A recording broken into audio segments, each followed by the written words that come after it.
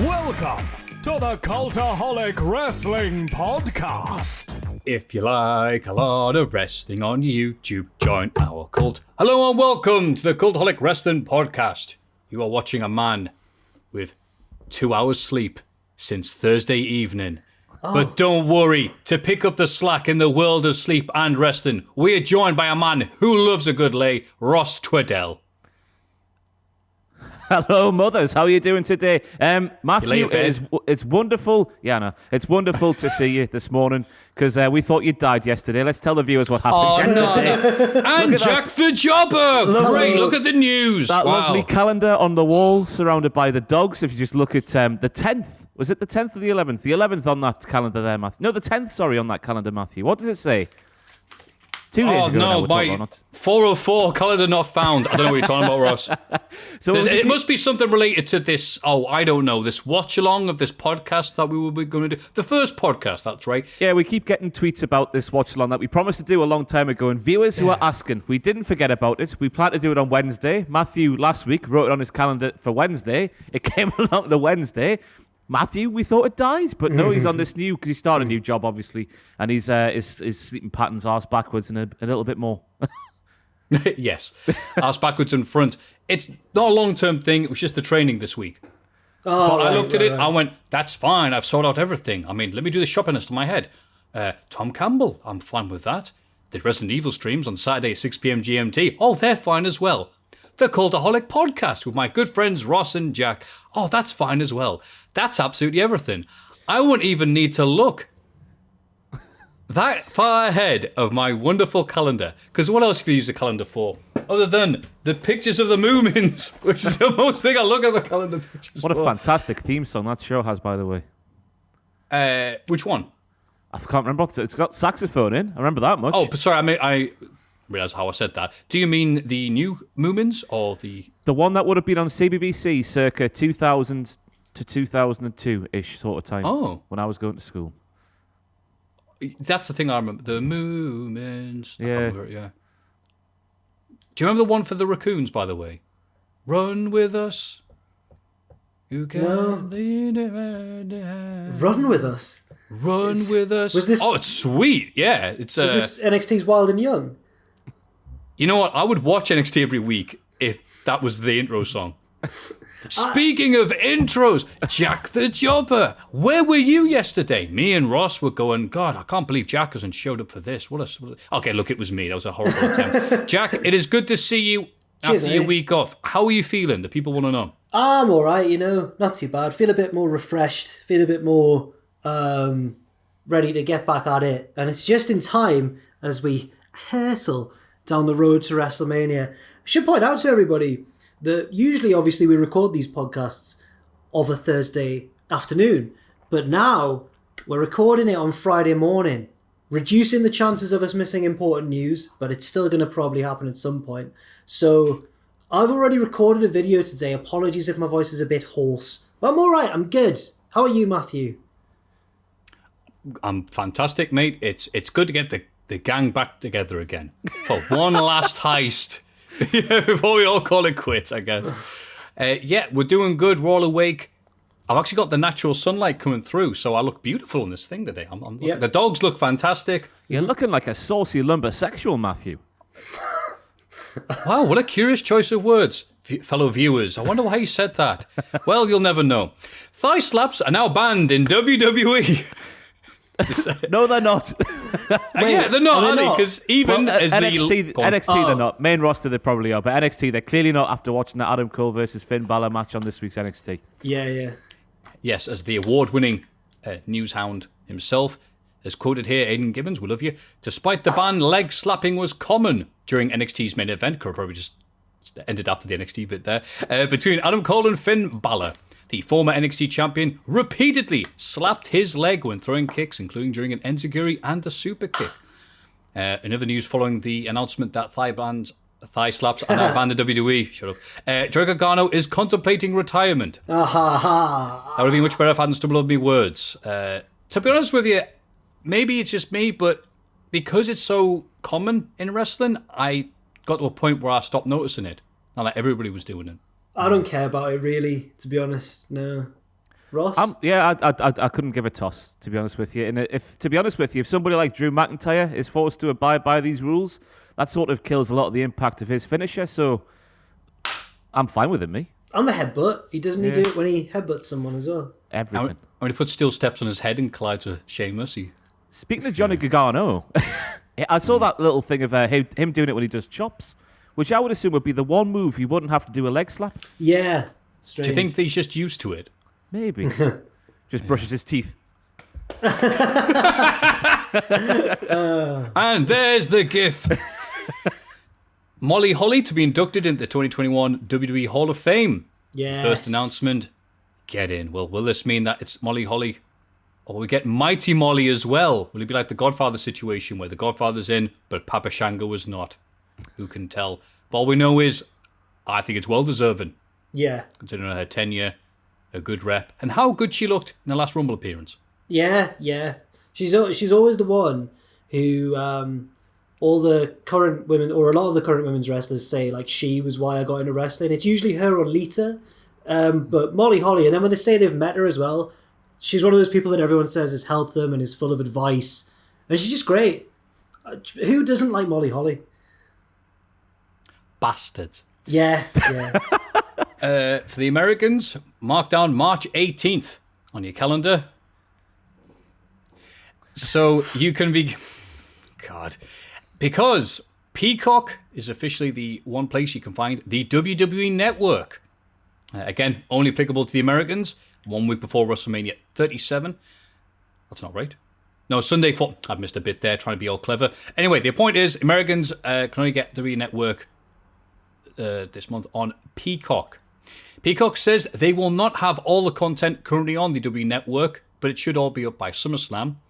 Right now, they do not have individual markers set up on pay-per-views, or most shows it says, to separate matches/segments.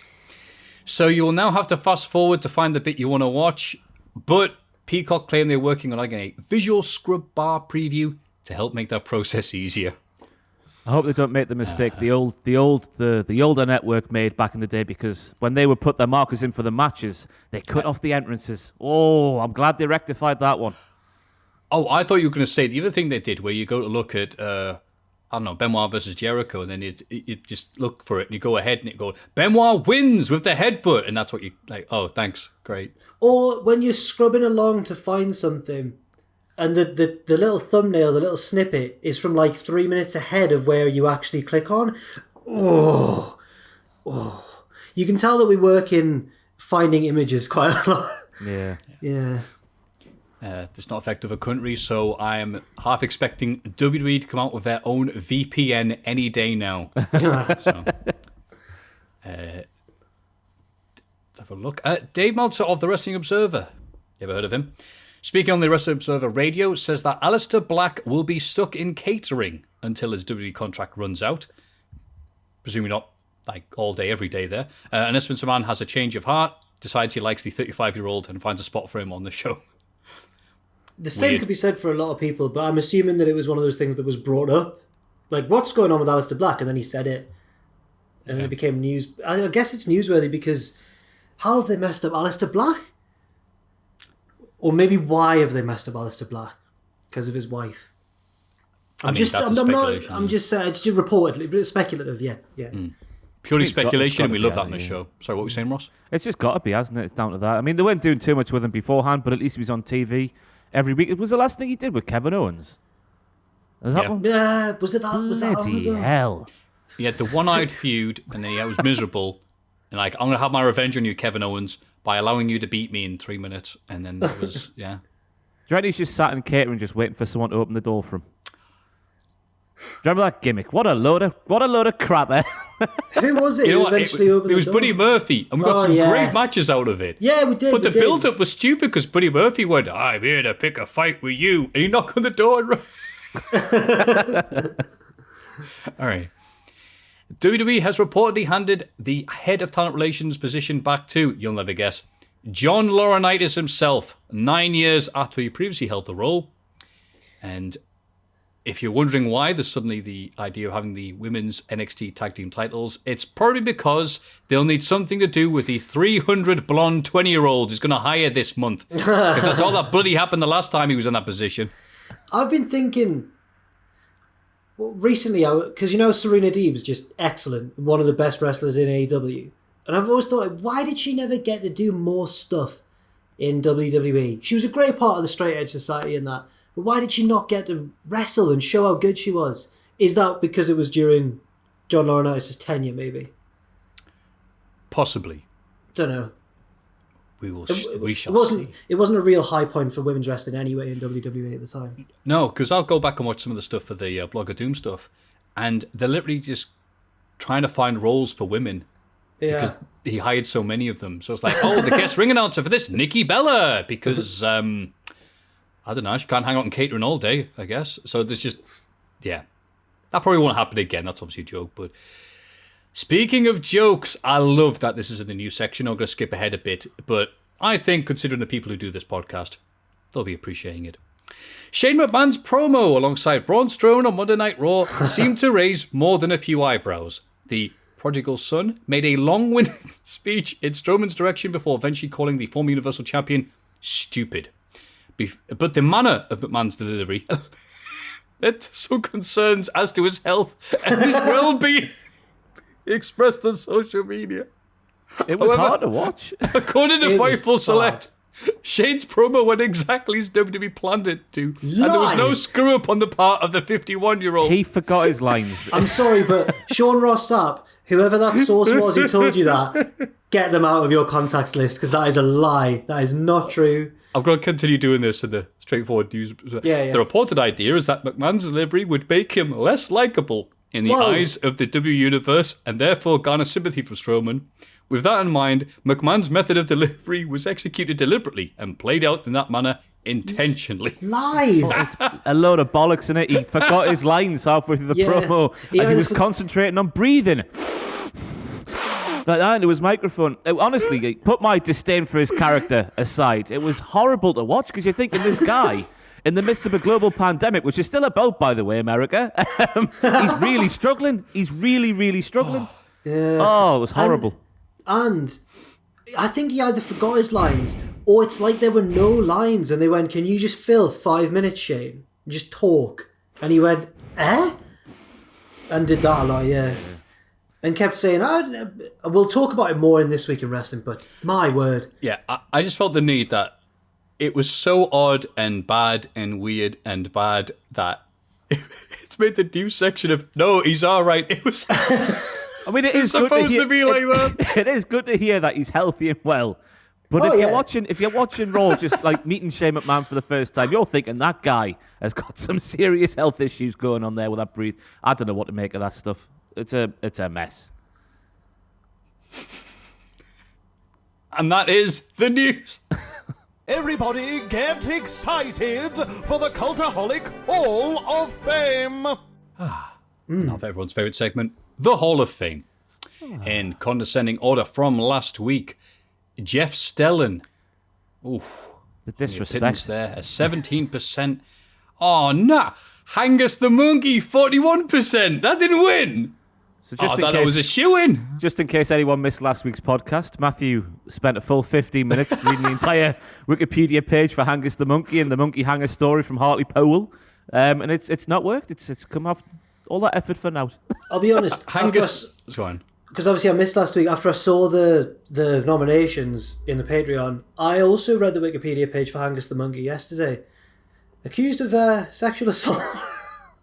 Nah. Well, no, he not. I mean, that sounds. It was still bad, but it wasn't as bad as I made it sound there. But it was still not on. He simulated, humping with a female steward at a football match. I thought you meant the actual monkey. What? Hang on, I'm getting confused. The mascot. The mascot. If the monkey had humped a woman, I think people would have understood it's an animal. It doesn't have a moral code. I wouldn't have said that if we were doing the podcast on Thursday evening still. Would you nominate an actual monkey, Maffew, or you nominated the mascot? Well, I think that's probably probably why people got confused. Just the overall thing of Hartlepool monkeys. But I thought specifically Hangus the monkey. Hangus the monkey was able to be elected as the mayor of Hartlepool, but he couldn't win the Cultaholic Wrestling Podcast Hall of Fame. All right, cool. Priorities. But of course, the winner. Okay, it's hard to argue, even though I've just done my best to. MVP. Who's that? No, not who's MVP. Whose nomination was that? Adam Pacini. Oh, that means... You nominated a wrestler? Yeah. Pathetic. I know, weird, isn't it? Yeah, a wrestler won. Are you sure you've done the maths for this? Is it because if me or you had nominated MVP, 5%, but I think it's because it's leader, isn't it? So, you know. The two leaders gone at it, Hangus and Pacini. So, by a margin, 1% in it, though, you win it, Jack. Well done, pal. With a mulligan. Not really, so, but yeah. Pacini wins it, I guess. Yeah. So, Destiny's calling, pal. What have you got for us? Friday, the day of the week. That's more like it. We're back on track, boys. We're back on track with the Hall of Fame. I have nominated Friday. Okay. Basically, it's a great day of the week, and I couldn't think of anything. And I thought, what's going on? Well, we're recording on a Friday morning. I'm so angry that I've got to get used to this new routine. And then I thought, hang on. It's Friday. It's the best day of the week. I'm going to nominate that for the Hall of Fame. What are you doing with your weekend this week, Jack? I am appearing in a radio segment for Tom Campbell on BBC Radio Sunderland in the build-up to the... There's a BBC Radio Sunderland? It's a short-lived... I think it's a temporary radio station that's just been established, yes. Oh, wow. I know, and to help push it and stuff, Tom's been doing a bit of work on it, and he's getting me on, very briefly, I think, to talk about the build-up to the Papa John's Trophy Final this Sunday. Why is he laughing at that? Silverware. The Papa John's Trophy Final. Aye. If we win, and I would love it if we beat those Tranmere arseholes, then I hope that there's some sort of posing with a pizza for the man of the match or whatever afterwards. That would be superb. But yeah, I'm going to talk a bit about that on Tom's radio show. Not live. We're going to do a Zoom call on Saturday, I think. And yeah, that's what I'm doing with my weekend, Ross. I was expecting you to say Nouse because of lockdown and that, but that's a very fair answer. That's brought back horrible flashbacks to my work experience at the Sun and Echo, which coincided with the League Cup final of 2014. Yeah, and I had to write 350 words on a tortoise that the owner put a bit of red and white paper on the shell of. That was just because of the cup final and stuff. Was it not? And then I had to go and write 500 words on a man who put a massive flag outside of his house. Did you have to go meet these people and interview them? Yeah, I had to go and take pictures and stuff and meet them and ask them questions and stuff so how did you come up with the idea of putting a bit of paper on the back of your tortoise? Stuff like that. But I did get to interview D-Ream though, because that was the theme, wasn't it? Things will only get better. Yeah, I love you Sunderland. Yeah. Were they from up here? No, I think they're Birmingham, is it? I can't remember. Did you go down there? No, just phoned them. Oh, I phoned them, right. Yeah, that makes more sense, yeah. Well, I phoned one of them. I forget which one. D. One of the two lads, yeah. Either D or Ream. Yeah. Oh, that's good. Maffew, any weekend plans? Sleeping. Yeah, fair enough. But everyone, tune in on Sunday at, I think, 3 o'clock to watch the mighty Sunderland vie for the Papa John's Trophy. I'm nominating Friday. It's a great day of the week.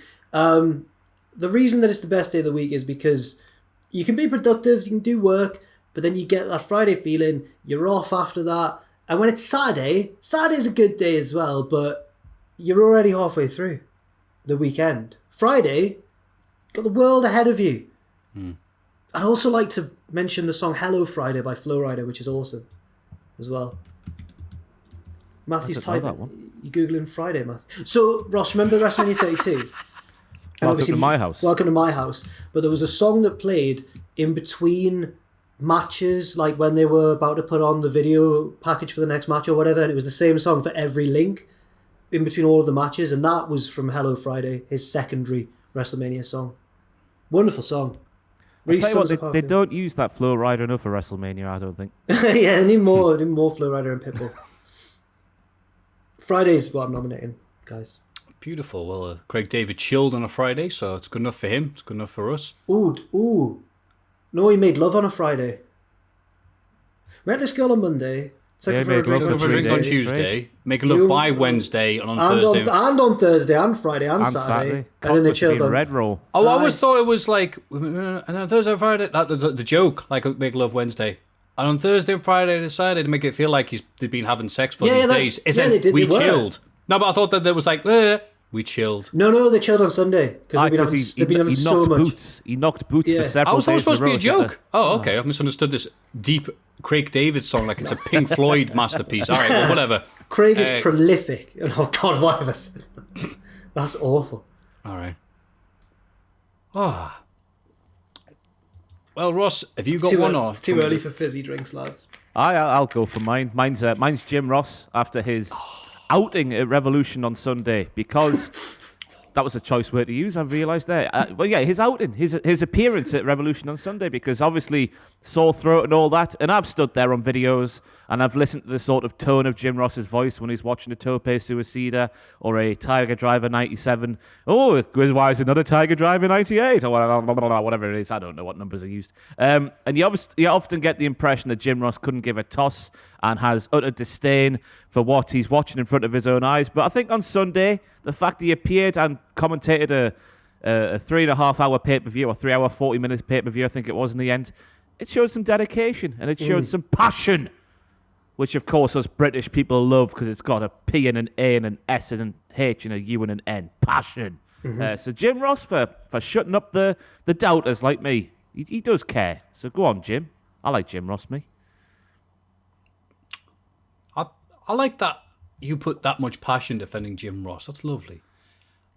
But I think people want to know, if you have a sore throat, and you must have had a lot of sore throats in your day, Ross, the amount of times I've seen you and hearing you yelling at the microphone doing your videos, how would you improve your throat?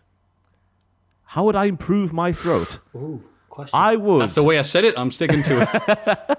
I'd get my arse down to Asda and have a trip down the medical aisle and find some lovely, thick, cal polish substance that's often lime green to yellow in colour. Can't remember the brand at all, and I would buy some of that and just have a casual swig of the bottle here and there. I like the whole smoothers, but I never felt the effects of a smoother when I had a sore throat, or a tune. I used to eat tunes like sweets back in the day. My gran would give me a packet of tunes, and I'd just eat them like sweets on the way home. How sick is that? Yeah. And is it weird when you eat an entire packet like that, like the Pringles, and then you breathe? I can feel every bit of my breath. I don't like feeling that I'm breathing. The air on a hot summer's day is freezing. Yeah. When you eat a bird flies near you and you go like that, and it's clumps, block of ice. Because everyone's done it, accidentally eating a whole black sleeve of Pringles, right? Tube, that's probably the better word. Does anyone else feel hungover the next day? Because you're so thirsty from eating the Pringles. Obviously, I'm doing this late at night when no one else can see me eating a whole tube of Pringles. But I wake up like, I feel like I've been on a night out. Awful. I feel the shame of going on the night out without going out by looking over like, what did I do last night? And you look over and it's just an empty Pringles can and that bloody face is smiling at you like, mocking you. Like the horse's head in The Godfather. Oh, God. Yeah. So what, Jim Ross's voice? I think that's a good shout. Yeah, just Jim Ross's. A good shout, which he couldn't do. Yeah. What a nice, lovely pick from Ross there. Oh, isn't that nice? Well, let's ruin the good mood of Fridays at Jim Ross's. I was gonna be keep it local with the local legends after Angus and do George Reynolds and the Darlow Stadium stuff. But you know what? After not winning stuff, years, it is of course the only thing that's happened this week that matters. The dud, the non-bomb. Oh, he's gonna win. The biggest miss since my Lacey Evans joke on OSW Review that I still get tweeted at to this day. Of course the finish. What else? What's the joke, Maffew? Oh, let's see if I can remember it now. Well, it actually doesn't work now because no one remembers the bleed context. I said Lacey Evans wins after hitting her finish, which is, of course, a jab. Mrs. Me pretending to look at my notes. Oh, sorry, it's not a jab, it's a punch. A jab is what you need after you eat one of her meals. Because she used to post on Twitter, I don't think she does it anymore, who cares, her meals that looked undercooked, undermade, under everything. But no one cares about that. No one remembers the thing. And people go, what are you on about, you idiot? Shut up. And when you're in there... It's not a punch, it's a cross. I'm like, oh, whatever. When you're in there you're in the comedic coliseum with three hyenas like the OSW review lads, then you just, you're a lamb to the slaughter, aren't you, really? That's it. I felt like The Miz in that feud that involved Cesaro, Kevin Owens, and El Generico. So yes, it is the dud, whatever term you want to use for something not working, this podcast, or someone showing up for it. Anything you want to use, it is the finish, because I had my tweet already, watching with my housemate, and he was like, Miles was like, I'm really tired, I'm just going to go to bed. All right, fine, that's fine, And I had my tweet ready going, what a great match. Oh, I'm a big deathmatch fan. It's great to see you got my Nick Gage shirt on. Yeah, it's good, but it's done great. Fantastic. This'll turn everyone to deathmatch fans. And it's like 3, 2, 1. Oh, it takes that those few seconds of the commentators. Oh no! Jim Ross going, I knew this would happen. Eating another soothers. And so then I told my housemate, goes, well, I'm off. The next day, I'm off to do my training. Oh, it'll be night shift, be really hard. And he went, mate, if you can endure that, the length of that pay-per-view and the finish, you'll be all right at the training. So, yeah, I mean, what did you think of it? I mean, I'm sure we'll get to it later on, actually, but... Who, me? Clearly something went wrong. Clearly Eddie Kingston was told to expect something a lot bigger than what happened, and obviously the pyro just misfired or whatever happened there. Tony Khan didn't help the situation at all whatsoever, were his words after the podcast. What do your fans want? Us to actually blow up the wrestlers? No, Tony, just a couple of more sparklers would have been fine. But I thought there's one issue that needs just addressing for me, and that is the reaction of the commentators, because this week's Dynamite answered everything for me. But just the commentators, because the commentators still, I know Excalibur gave up halfway through, but they still did act like it was the worst thing that ever happened, even though it clearly wasn't. But a big botch happened.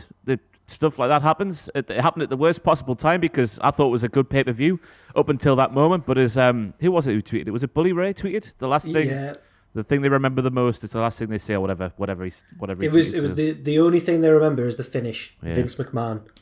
Yeah. And that finish will go down in infamy. They do it like The Office, where he went, Bully Ray. That'll be the finish. Bully Ray, Vince McMahon. I think they can bounce back from it, though. And I've written an article explaining why on Cultaholic.com. Oh, wow. It's like I read that and thought I'd use this Hall of Fame thing to plug it.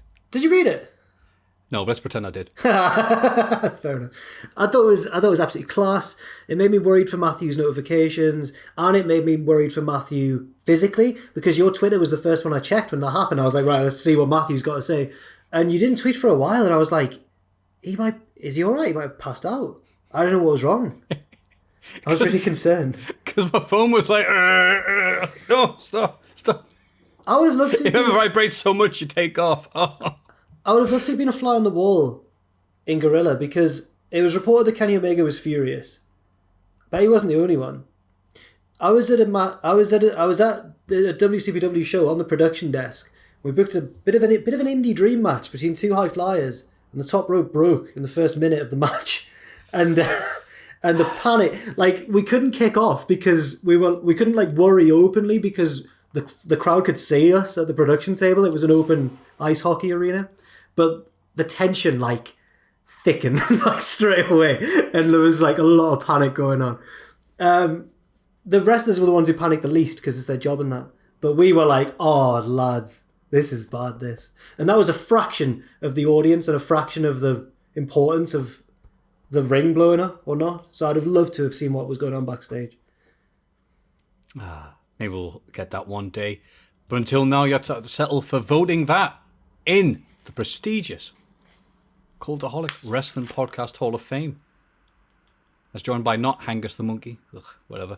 That's my pick this week. You also have the option of Friday, the day, and Jim Ross's voice. The dulcet tones of Jim Ross, however you want to put it, Ross. Just Jim Ross in general for turning up to work when he could have just gone, nah, lads, I've got a sore throat. I'm going to have the night off. I like the dedication and the passion. Yeah. What day were you lads born on? Do you know? Sunday. Sunday. I don't know. Is this one of these things where I've not done that in ages. 2 seconds. What, the rhyme or the... Are you just going to work it out? Okay.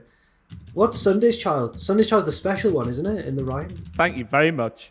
That's all right. Mine's... I'm Thursday, and Thursday's Child has far to go, which sounds like a bit of a dig, in a way. I'm a Tuesday. Ooh, interesting. My brother's a Tuesday. I've got the thing here. Go on. Monday's Child is fair of face. Arrogant. Tuesday's Child is full of grace. Oh, lovely. Wednesday's Child is full of woe.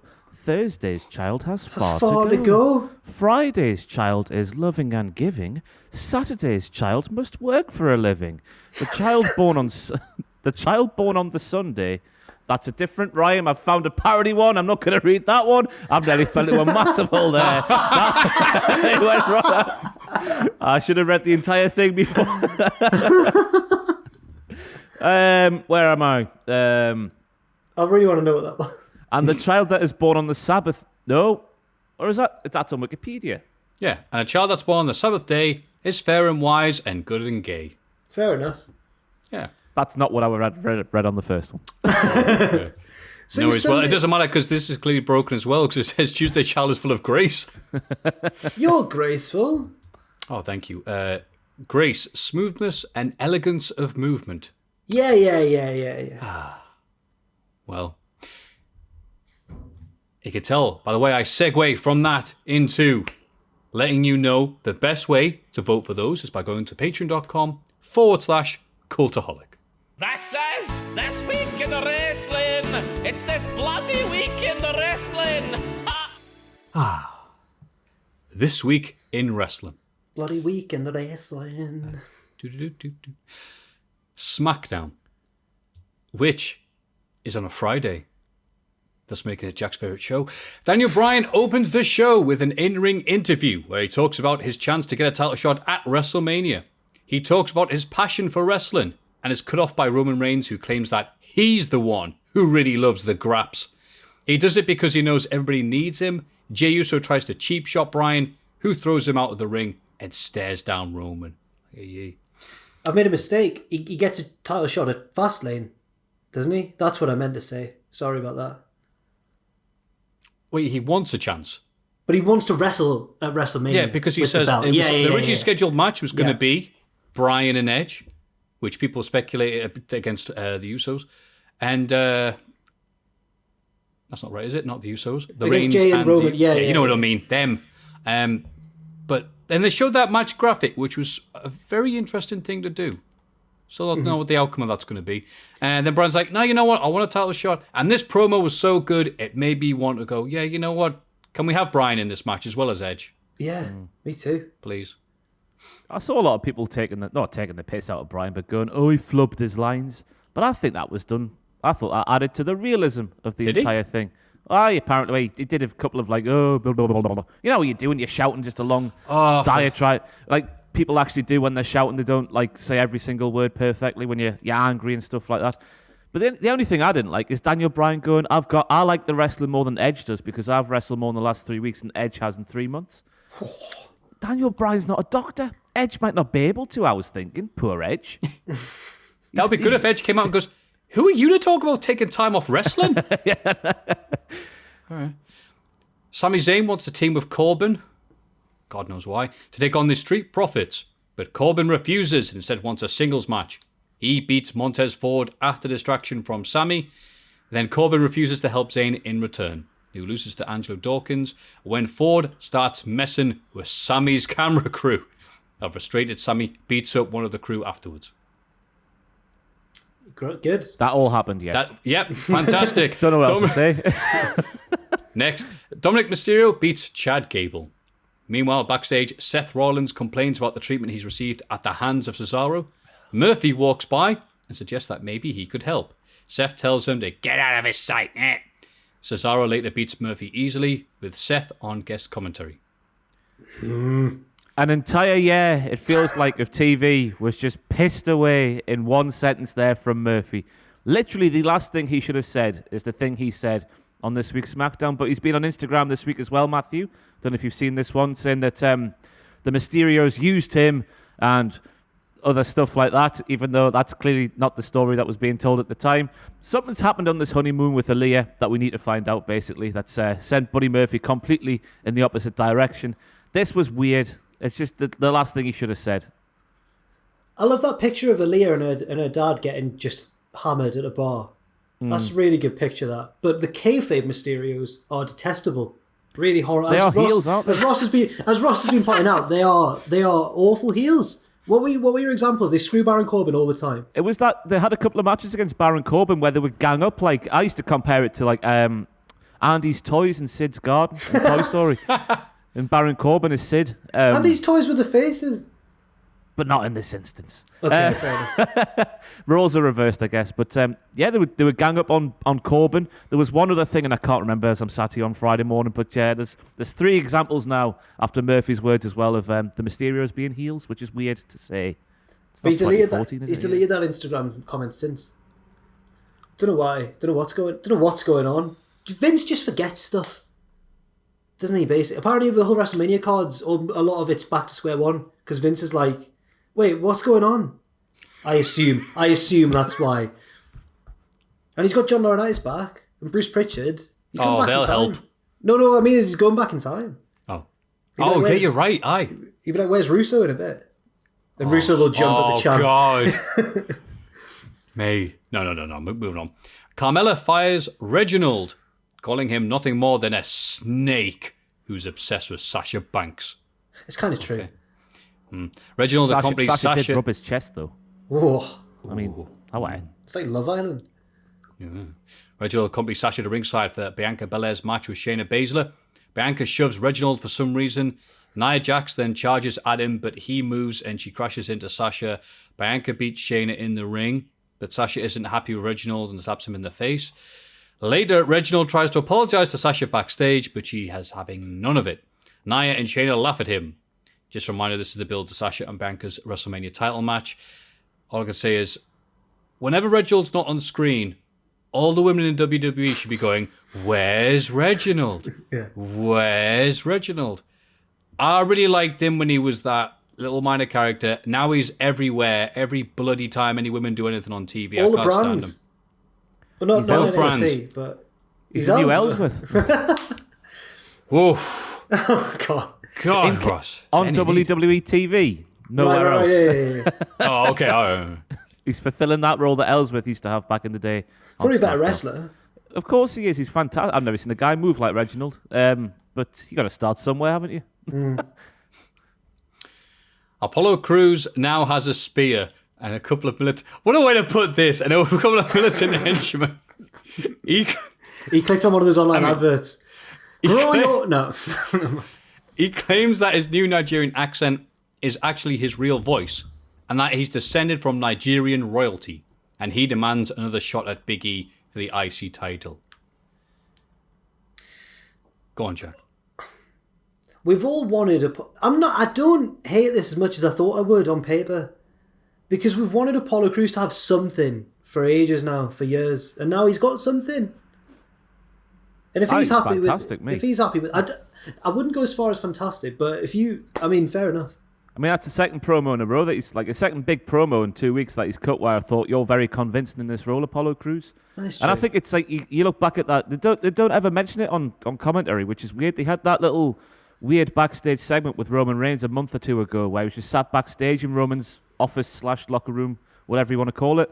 And it's like Roman Reigns has told him, embrace who you are, embrace your past, all of that bollocks, like me, the tribal chief, and then you'll do great things. And Apollo Crews has done that and took it even further than Roman. But they never picked that up, which is a weird little plot point they miss out for me. Yeah, sorry. Apollo went, what can I do to get better? And Roman went, turn heel, lol. But yeah, Apollo Crews, last week he did the promo, so the last SmackDown, he did a promo where he said, like, he's had to come someplace, hide his identity, his true self. He's had to hide this, and people have come up to him and think he lives in a jungle and all this stuff. And now he's not going to try and blend in and be part of people. It's going to be who he is, how he wants to be, the proper way. I'm going, that's a great face thing to do. Yeah, we can all relate to that, having to move someplace and hide who we are because our real feeling and all that stuff. It's like, that's great, yeah, be the dude. And then next week he comes out with his new, his old, I guess, accent with the Spear Milton henchman. I saw people going, uh-oh, like, this looks like bad and stuff. But I went, look, I'm happy. I love seeing different areas of the world represented on TV. And it's not just, I'm from Cedar Point, Ohio, west of the tracks. And I'm just like, whatever, it's all American to me. But just seeing other countries and people getting represented themselves, that's awesome. But what I hope they don't do is go, right, let's see, he's foreign, he's a bad guy. Foreign bad guy! Yay! That old staple! Woohoo! You know, and it just becomes, you know... Camel clutching, lads. Yeah, that's it, yeah. The finish at the camel clutch, yay. You know, I think they've got a nice idea going on. Cool to see where it goes, as long as it's not... You know, Futurama's greatest contribution to wrestling was... I'm not from here. My things are different to you. Look at my crazy passport. Because, you know. I'd like us all to do that. We should all apologise ourselves with our own ancestry. Because I've never done one of those tests. And I want to find out where I'm from. I would be a farmer. One of my great-granddads had a very violent youth in Derry. So I wouldn't be able to do it. It would be a bit too controversial, I think. Oh, wow. A bit too on the nose, yeah. I won't say which side he was on. Because I'll offend half of the people. I think we did one I was a while ago, but it's so long ago, I remember, like, just the broad strokes. It was something like the Greg family, the Greg used to be with 1G, and they used to hang out with Braveheart's crew. Again, this is all very abridged. Until one day, someone with Greg with 1G did something bad, and the Greg with 1G was outlawed. So then a whole bunch of them split up and went, all right, well, you could be Greg with 2Gs. You could be the clown with Gregory and Gregor and whatever. That's all the variations of Greg came along. And I'm sticking with that. Because I'll find out what this Greg with 1G did. It's going to be bloody horrible. And I'm Maffew got cancelled. Hey. Maybe we'll cancel something he did in the 1700s. Yeah.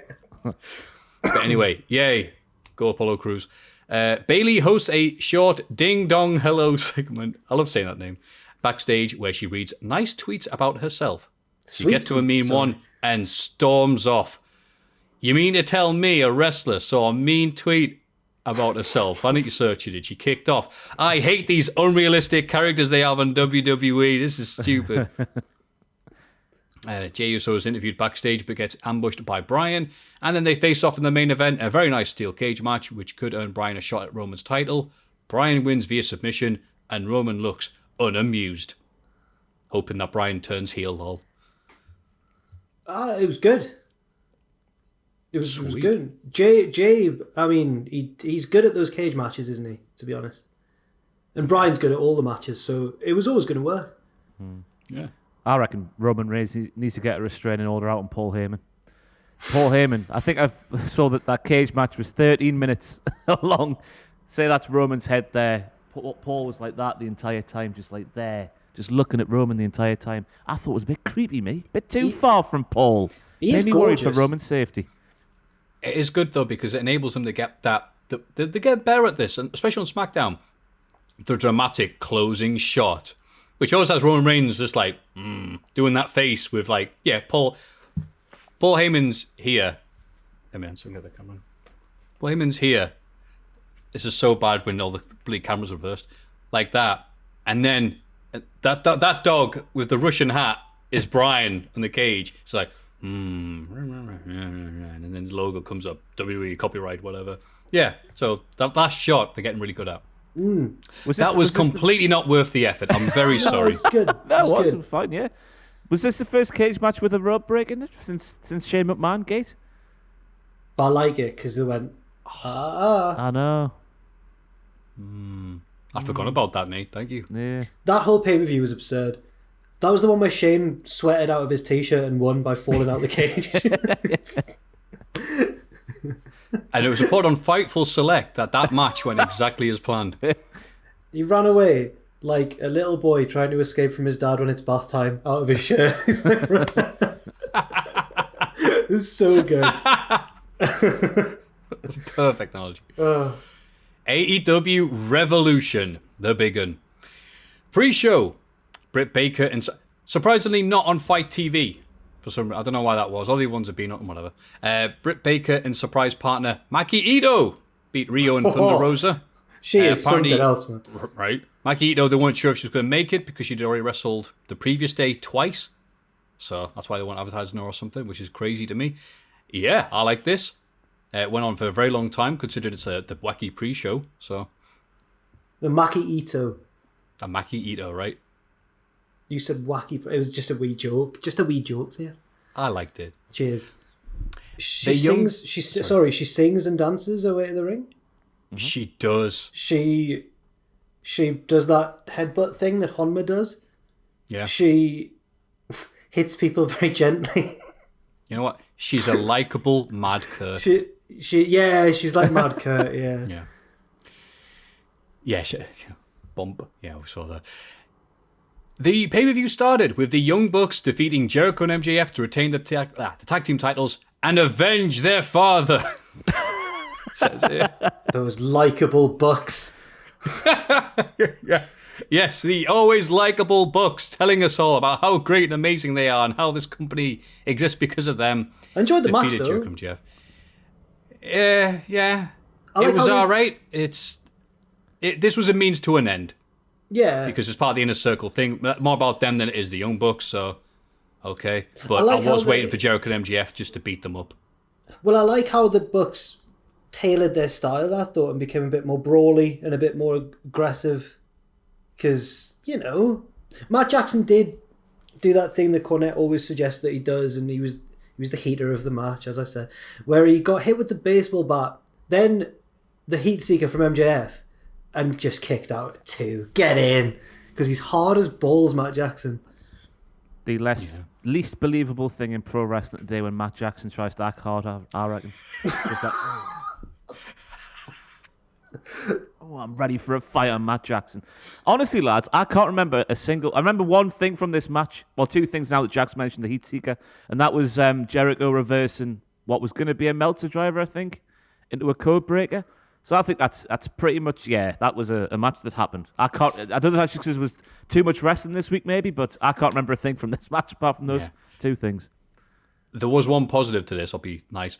I don't think I've seen this anywhere else, and I'd like to be proven otherwise. Jericho and MJF doing a double suplex and holding on and then flipping off the camera with the spare hands. I was like, okay, that's nice. But yeah, no appearance from a half-dead Papa Buck going, avenge me, or anything else like that. So yeah, whatever. Next, Pac and Phoenix, win the Casino Tag Team Battle Royale to secure a title shot.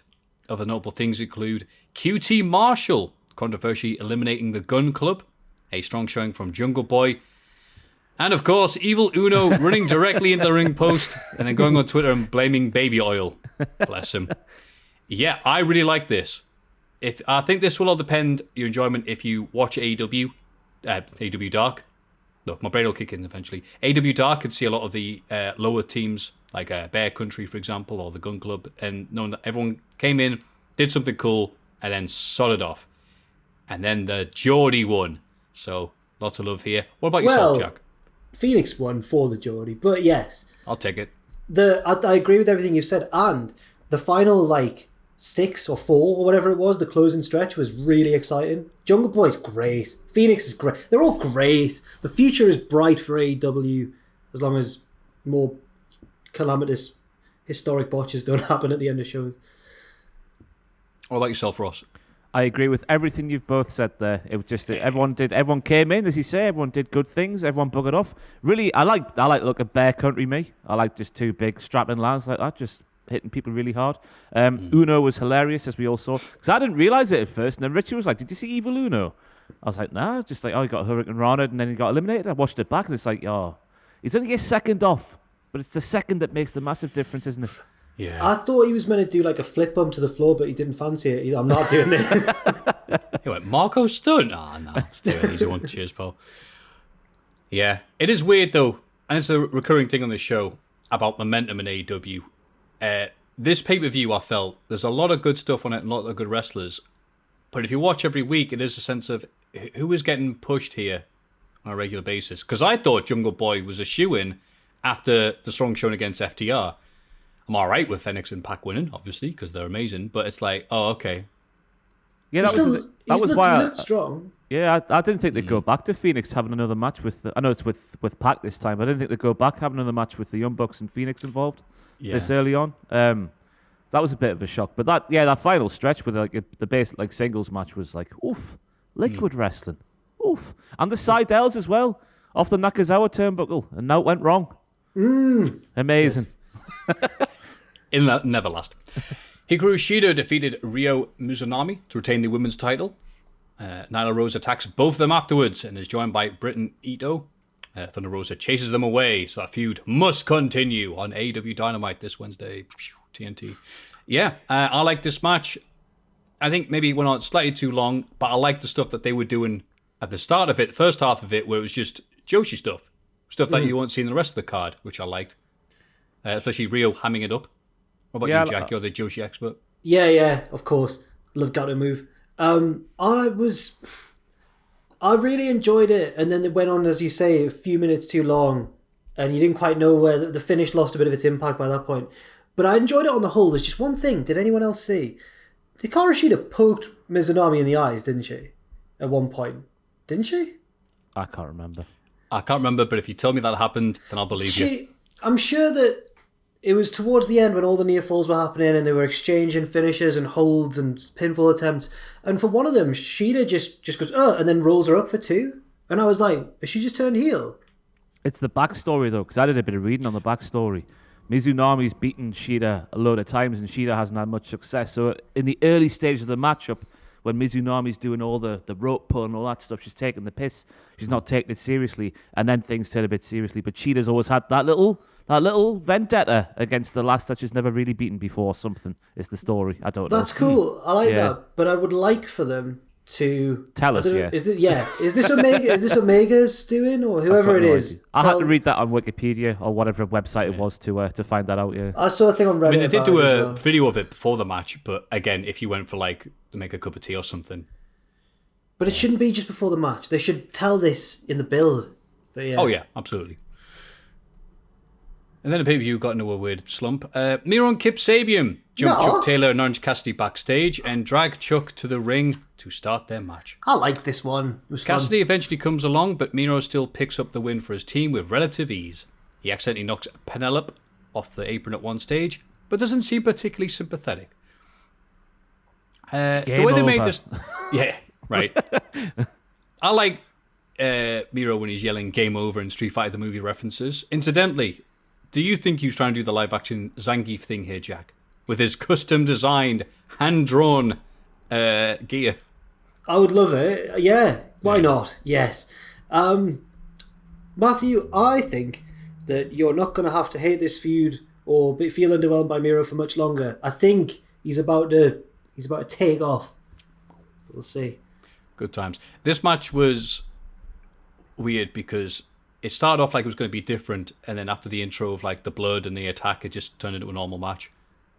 Oh, I still thought it was fine. I had no sort of anticipation for this matchup. If this should have been on the kickoff show for me, or the buy-in, whatever you want to call it. But I thought it told a nice little story. I'm shocked that it's going on past Revolution, that they've challenged them for another match where they're going to have lots of video consoles at ringside or something. I feel like I know what's going to happen. What's going to happen, Jack? Oh, go on, Jack. Kip's going to mess up for his team, and Miro's going to destroy him and move on. Miro lose the most important video game console thing to him because of Kip. He'll blame Kip and then leave Kip. Batter Kip, yeah. He'll hit him with a sealed copy of Shenmue 2 right over his head. More obscure game references for the three people that pay attention to what I say in this podcast. Hangman Page beats Matt Hardy in the big money match after Dark Order run out to stop Private Party from interfering. Again, I thought this would be over in 5 minutes. It kept on going, and all I wanted to do was see how it ended. And I wasn't disappointed because Dark Order came out and ran out, but I'm not that vested in seeing a guy like Matt Hardy having a proper serious normal match on a pay-per-view at this point. My issue with it was the arm. Matt Hardy worked the arm and the hand of Hangman, who still won with the buckshot lariat. And I know I sound really nitpicky saying that, but you know. It's right. He slapped his thigh when he did it. This is another one of those matches I can't really remember anything from. I don't know. Do you ever get this when you watch certain wrestling shows? Yeah. That certain matches just sort of happen and you sit there and watch it, but you don't take anything in. Not since I've done what happened out for the past year or two, because I like write things down. But before that, certainly, yes.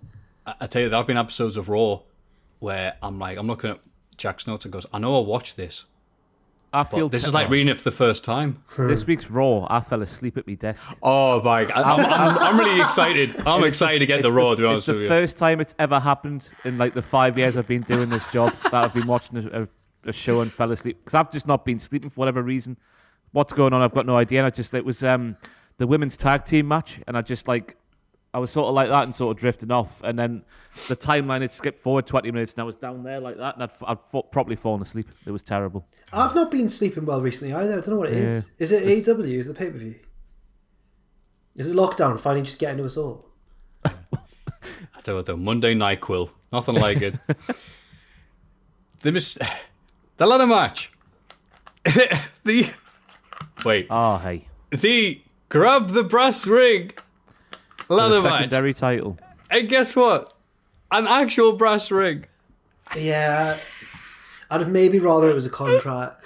Like Some of the shots are nice that they take at WWE, but some of them are just too on the nose and too naff, and this was one of the latter for me.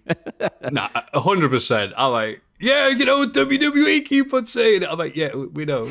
And it's for the secondary title. No matter what Cody Rhodes says, the TNT title's not grabbing the brass ring, is it? That's the Intercontinental title sort of level for me. That's my perception anyway. Yeah. What's the next bronze one? ring. Like, scale the ladder and grab a pair of Vince McMahon's skiddy boxers. Grab the surname match, just as Rhodes. Anyway, yeah, this happened. All right, so get out of the way. The mystery entrant in the ladder match, I thought it was going to be Mike Bailey. Oh, well. Oh. It is Ethan Page of Impact Wrestling. And I think Ethan Page is one of the best self-promoters in all of wrestling. I mean that in a nice way. I know it sounds a weird thing to say. I think he's very good at getting his brand across, the fact he's leaving Impact and making a big impression, all that stuff. A ladder match is probably the worst place for him to get introduced because he's not a ladder match dude. He's like, oh my God, Ethan Page, what crazy moves are you going to do? It's like, I don't know, suplex? I don't know much about him, but I've always just viewed him as like a really good all-rounder. He can talk, he can wrestle, he can do it all, but you're right, he's not a high flyer. Yeah, solid Ethan Page ladder match. It's like, all right, cool. But don't worry, because this match had a bunch of spots, and the three of them that they did properly were really good. And the rest was like, well, that was a match that happened. It is Scorpio Sky, surprisingly, who grabs the brass ring, mercilessly taking advantage of Cody's injured shoulder. Big love for Cody doing the, oh God, a horrific Canadian destroyer on the ladder. Oh, proper deed, me. Oh, me neck. And then coming back out, brave Cody. Crowd, boo. Right. It was like a Family Guy joke. When he went off to he was in shot in the background. It's like something from Family where you're meant to be actually paying, when the two newsreaders are just waffling, but something's going on in the background. But for like 10 minutes. And I was like, Cody, why? Cody, no, don't go. I have to. It's the brass ring. Only I can take shots at WWE. Like, I wasn't planning on this, but so this went there. He'd like walk off and then he'd get a chair and then he'd sit down and it was all kind of half silhouetted. I was expecting him to start like smoking a cigarette or something, just like things that looked really good in silhouette form. I was like, he's on a drip. Here comes Cody in an iron lung against Doctor's orders. Oh, no, that's the ring. Boo. They have a whole silhouette funeral for him. Oh my, Arn Anderson is taking balloons behind Cody, but because of the light, it looks like... Anyway, all of this was more entertaining than the match. Again, it was not a match for some reason. It was all right. I feel like you might have just hit a bit of a tiredness wall at this point, Maffew. Yeah. AEW can feel like a lot of wrestling at once sometimes, and sticking in five lads and going, a lot of match for something reasons. And I love Pentagon, and he was the best thing about this match, absolutely. I thought Lance Archer was a dead cert to win, if I was a betting man, because of the main events he's been on Dynamite, the Jake Roberts stuff, Lance Archer. Scorpio Sky, he's been injured for months. I thought it was obvious as soon as he had that commentary stint on last week's Dynamite where people told me he turned heel officially ages ago, and I was thinking, well, we've not seen Scorpio Sky all too much on Dynamite, but he was noticeably more of a dick on commentary. There's being confident and there's being a dick, and Scorpio Sky was being a dick. Look at my lovely hoodie. And all that stuff. It wasn't even that nice, really, I didn't think. As I sit here in my Burton £6 jumper. But yeah, as soon as he did that thing, I thought it was pretty obvious. I think it's nice to see him. He's good, isn't he, Scorpio Sky? I don't know what else to say. Really well. He's good. He is. It's just weird that, again, he's been injured. He had that amazing feud with Sean Spears. And then the only hype we've seen is that bloody advert that plays every time AEW do anything, where he has to go, wow, have you heard about the Subway Rack guy? And he goes, what? I'm like, I'm sick of seeing him because of it. Maybe that's how he turned heel. The podcast he does. Yeah. Yeah. I've not listened to that podcast. I don't want to. It could be the best thing ever. I don't want to watch it. Just the amount of times I've seen that bloody advert. So, okay, it's very weird. Christian Cage is revealed as AEW's big mystery signing with his TNA theme. So, for people back in the day, remember that would have known before anybody else because the opening beats came out. He signs his contract in the ring. Outwork everyone, he says. Well, who's he outworking? Everyone. All the wrestlers. He works harder than them. All day and night. Okay. What was your reaction to this, Maffew? Yeah. I am all right with a guy like Christian Cage coming along. If he's going to be the dude that like everybody beats as a setup for the pay-per-view. I'm sure he will. I do not want to see like Kenny Omega versus Christian Cage at the next pay-per-view or anything like that. That's no. That's what you're getting. It might be in bad luck. No. Have you not seen Dynamite this week? No, but like for a Dynamite setup, that's fine. But set up he's the stepping stone. He is the brass ring. For dangle him above the ring for the that's next right. one. Yeah, they have to grab him for the Eddie Kingston and Ambrose tag team match they're going to have or whatever. I do not get the idea of bringing in all of these ex-WWE 40 to 50... Christian is 47. People coming along. Is he? He looks fantastic. I'm happy for he outworks everyone. He does. When he's playing bowls. And that's a thing all people do over here, sorry. And Isn't Bulls weird? yeah. Looks What a weird sport. I'll tell you what, though, if you're ever at a loose end on a summer's night after a night out when the whole pandemic is over, there is no nicer natural mattress than a Bowls Green. The softness, there's one in Morpeth back home where I'm from, and the softness of that grass, it's different to any other grass I've ever slept on in my life. Well, me being a Bishop Auckland lad, I can't approve. I'll just say, though, that the Bishop Auckland golf course it's a lovely place to sleep at night with your mates and are we talking about I once fell asleep on the Talmoor and it was bad. Can't recommend the Talmoor. Oh, we're about to the Talmoor. I wouldn't do that. There's cows. Yeah. I woke up and the cows had come much closer to me than I was comfortable with. I also had hay fever and it was in June, so I was just having a shocker. It was just a really bad time. Were you out in the outskirts? Were you right in the middle? I was near I think I was near Spittle Tongues. All right. I honestly don't know. I had to get an Uber. I didn't want to walk out of the town. I was scared, man. But there was a road nearby. The Talmoor is massive, isn't it? Wait, an Uber? Yeah. That's recent then. Yeah, it was after a rise, so it was 4 years ago. Oh. Yeah. Wow. Mm-hmm. Yeah, good times. I'm very impressed. What do you think of Christian Cage, Jack? You seem to be confused at me getting confused. I was just worried that you were going to slag off Christian Cage, thereby nullifying the effect of my video, which should be out now on Christian Cage on this very channel.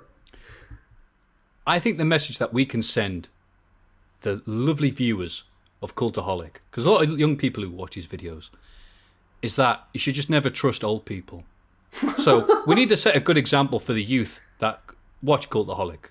They can't be watching WWE and AEW and going, I should trust all these old people. Because, don't listen to any of them. And don't trust Tony Khan, that's what I would learn. Tony Khan's a young man. Tony Khan promises too much.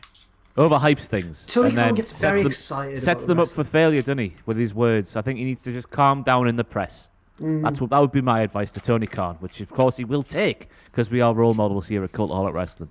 But I thought, Because I saw a lot of people saying, "Oh, it's only Christian," doing the old Todd Grisham from back in the day. It's Christian. I forgot about that. You look at all of the clues from Paul White and I think the first interview Tony Khan did, and they're all true. You know, he's a man. He's a Tony Khan's favourite wrestlers. One of all of our favourite wrestlers, surely. Maffew, is one of your favourite wrestlers? You must like Christian. I like him, but like a favourite. Right, we'll move on from that one then. All the clues that Paul White said, good worker, could outwork anybody. It's a massive claim today, but you know, everyone says that Christian's a good worker with good footwork and all that stuff. All the clues were true until Tony Khan was like, what was it? A game-changing, world-changing, shape-shifting signing or something like that. It was just one hype too far that allowed people to go, oh, it's going to be Brock Lesnar or John Cena. And Christian's not that level, is he? He's not. If you're a wrestler, he's your favourite wrestler. Yeah. And Lewis, who writes for us, who did used to be a wrestler, managed to get in there this week, and I was waiting for it from either him or Richard Tubman, but I don't think Tubman would do that really. Just talking about how good he is. Just letting us know that we're not cool like him because he's a wrestler. And that. There used to be a line where they say like, "Oh, he's a wrestler's wrestler." Like, "Oh, he's a comedian's comedian," and they go, "Oh, that's nice." He goes, "Yeah, because only comedians have heard of him." I get what you mean. Okay, I'm flattered by the wrestlers. I'm sure they have a nice time with Christian. It's just, again, this is sounding weird, and I know I have to tread lightly because I saw on Twitter the outpouring like, "Oh my God, Christian, my favorite. I'm so happy there." But I'm like, isn't he virtually retired? It's just hard for me to get like, oh, fantastic, he's 47, the peak, this is it, this is it. No, it's only upwards from here. He's like Edge, isn't he? It's not like an old fella coming back for a payday. He had it taken away, and he's worked.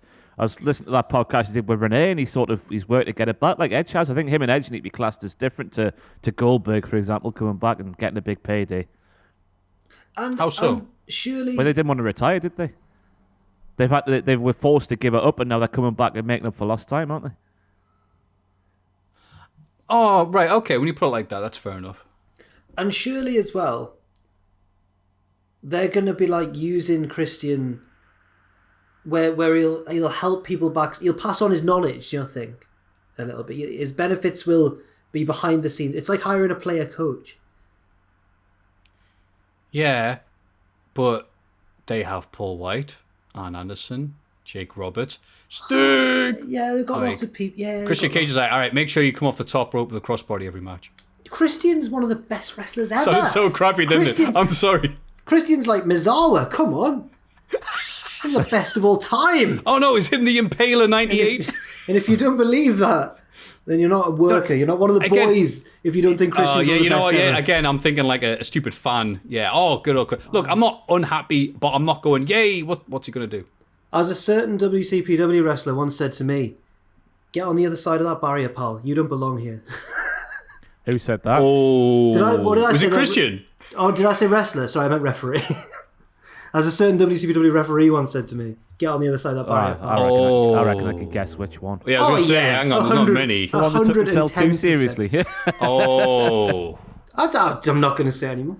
And what's he doing now, Jack? Refereeing. Well, lots of that going now in the UK. Well, that's not his fault, in fairness. Darby Allin and Sting win the cinematic street fight, beating Team Taz in a super spooky warehouse. See, to run with what I just said, I watch AEW because I love all of these cool indie people and the workhorses like Brian Cage and Ricky Starks, even Hook getting his meaty hooks in and the stuff like this. And I'm not exactly thrilled to be like, oh, this is great. Sting, a man, he's going to pass on his knowledge and his wisdom and everything else they talk about Christian Cage doing. And he bloody wins the pay-per-view match. To be fair, the build-up has been terrible for Team Taz. I don't know how they could have come out with that with a victory. They've just looked like utter mugs the entire build-up. They made a right mess of that for Team Taz's point of view. But that was beautifully shot. I've never seen a professional wrestling match shot like that. Another the camera cut for Sting's nearly 62-year-old Sting, by the way. His reversal from the powerbomb position to a roll-up. The Yoshi Tonic guy. That left something to be desired, but the rest of it I thought was beautiful. And Sting can still move like for his little bits in the ring with Ricky Starks and that. I just wish it didn't have the live commentary. That was a weird choice, I think. Was it supposed to be as if it was happening live? I think so, because Taz was like... that camera shot through the car. Yeah. Wow, look at this match. Right. Okay. Because Taz was going like, come on, Starks, come on. Like as if it was live, yeah. Yeah, that was a mistake. But I enjoyed it, I think. It is weird, though, because people are going to sit there and go, oh, you'd be if WWE did this with Sting winning, you'd be going mad, wouldn't you? But I don't know how Team Taz could have come out with it. They've just made a mess of Team Taz from the start of that build. So I don't reckon they could have come out with a victory then. Look, yeah, it's weird. Team Taz need redoing somehow. I don't know how. You know what would have helped them? Beating Sting, this legendary legend. You know what? They should do the same with Christian Cage. Christian Cage would put them over his wealth and wisdom and all the stuff and his top rope drop kick. That's what I'm looking forward to. It is. It makes me a bit angry. Team Taz, they would stand there with a 5-2 advantage, going, "Oh, we'll get you soon." Yeah, right. Every week. Yeah, that's what I mean. If we're booking people in wrestler matches and they're physically incapable of actually doing anything outside of being filmed cinematically, that isn't appealing to me. I know lots of people, you two included, have just said positive things about this. Me personally, I don't feel anything watching these cinematic matches anymore. Okay. There's nothing happening with me now. I'm comfortably numb. And I got a lot of heat on Twitter for it. Don't care. Show me something better. If you have to edit someone doing a Yoshi tonic in it, whatever. It's all good from here, lads. It's all positive. All the issues are gone. God. Kenny Omega beats Jon Moxley in the exploding barbed wire title match with the help of the Bad Brothers. Afterwards, they handcuff Moxley and reveal they're going to blow up the ring before running off. Eddie Kingston comes out and bravely lays down over Moxley to protect him from the blast. It says here, which is very underwhelming. I don't know. Maybe that was supposed to be for the Christian Cage reveal. I'm just kidding. I didn't know what to say, so I just said it was very underwhelming. But I can't sum up how underwhelming it was. Yeah. Comically, perfectly underwhelming. Before that, though, I'm interested in hearing Ross. I don't think you're a deathmatch dude. What did you think of it before the the finish? Up until the Good Brothers, or the Bad Brothers came out, I thought it was very, very, very good. The visuals of sort of getting whipped into the ropes and explosions. Like I've seen one death match, and I can't remember which one it was, but it was a while ago because me and Sam used to do these streams of extreme things on What Culture Extra. So I saw one of them on there. But yeah, up until that, the stuff into the ropes was visually impressive, I thought. The stuff off the apron to the minefields on the floor, whatever they were called, on the floor, that was impressive as well. The bat that exploded on impact, I thought that was impressive as well. But the dread that just overcame me when the Good Brothers or the Bad Brothers came out, they just didn't need to be there. Like, that was a match that you should have been allowed to just... I know that obviously within sort of kayfabe and the rules and whatnot, and they could have come out and get involved, and I guess it does kind of make sense. But just let the two lads just kill each other. Just don't get anyone else involved. Just let the two lads kill each other. And then from that moment onwards, it just all went wrong, didn't it?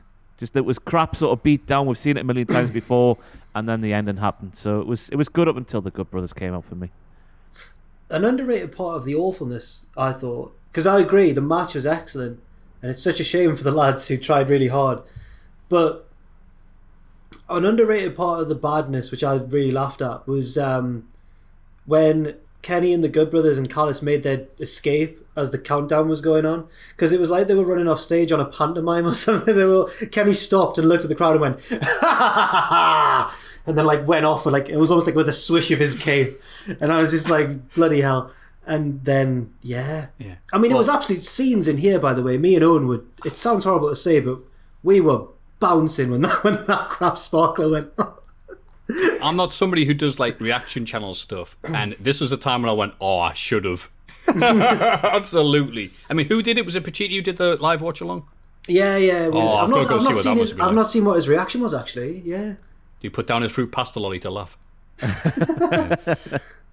Anyway, yeah, I liked it because it's not often you see these matches done on such a scale, on a mainstream place, done perfectly. The barbed wire ripping the clothes, the explosions in the ring looked good. Ones outside weren't as good, but I still like them. Done very well, appreciate it. I didn't even mind that the Bad Brothers showed up to interfere, because Kenny Omega is supposed to be an evil diddler, so at least made sense. And then it was weird when Don Callis went, aha, there's no kill switch, it has to explode. After 30 minutes, we can't shut it off. I went, what? What if the match had ended in 15 minutes? And everyone go, all right, well, that's your lot. All right, I've been Jim Ross, been Tony. Christ, what was that? I mean, that was stupid. And then obviously everything else happened. But until that point, if they ever release it on Blu-ray and this cut out, or just include the bit on the Independence Day when the White House gets blown up. Tony Khan can buy all the rights to that. Yeah, loved it. Fantastic. Jub got great. And the credits roll and Baltimore plays. Yeah. Can I just quickly mention as well, when he hit him with the one-winged angel, I was like, no, Moxie's going to kick. He's going to be the one to kick out of it. And I was gutted because that's got to be Hangman. And then I really enjoyed the rope break and the explosion. It knocked the ref over in the air.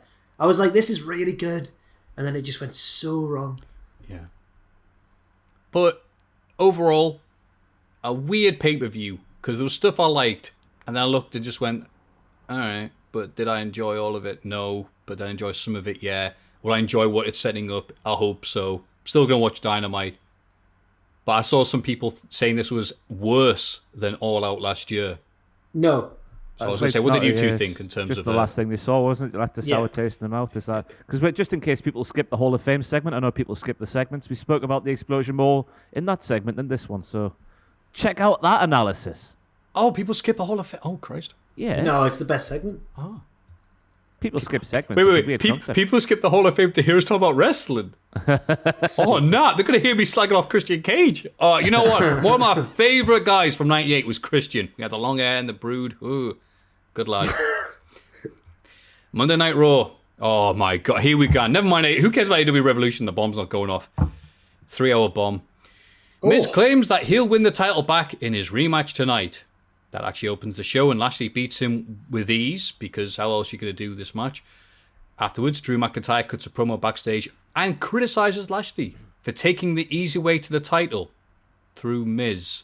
What? He's attacked by Sheamus and demands a no DQ match from Adam Pearce with him and Sheamus. Yeah. Drew McIntyre lambasted Bobby for not beating him for the title, rather than helping Miz to get it and then beating Miz for it. Yeah. It made sense. I mean, yeah, it's some... Alright, okay. R-Truth tries to get Strowman to help him win the 24/7 title back, but Strowman ignores him and heads to the ring. He calls out Shane McMahon and wants an apology. Shane comes out and apologizes. It looks like he has more to say, but he leaves instead. Later, Shane... It looks like you have something to say. Yes, I do. Shane gets Adam Pearce to organise another meeting between them in the ring. They both come out and Shane rambles for ages before taunting Braun and running away. Braun follows him to the parking lot where Shane's car speeds away. Braun storms off and Shane's still there. The cheeky boy. He calls Braun stupid. Okay.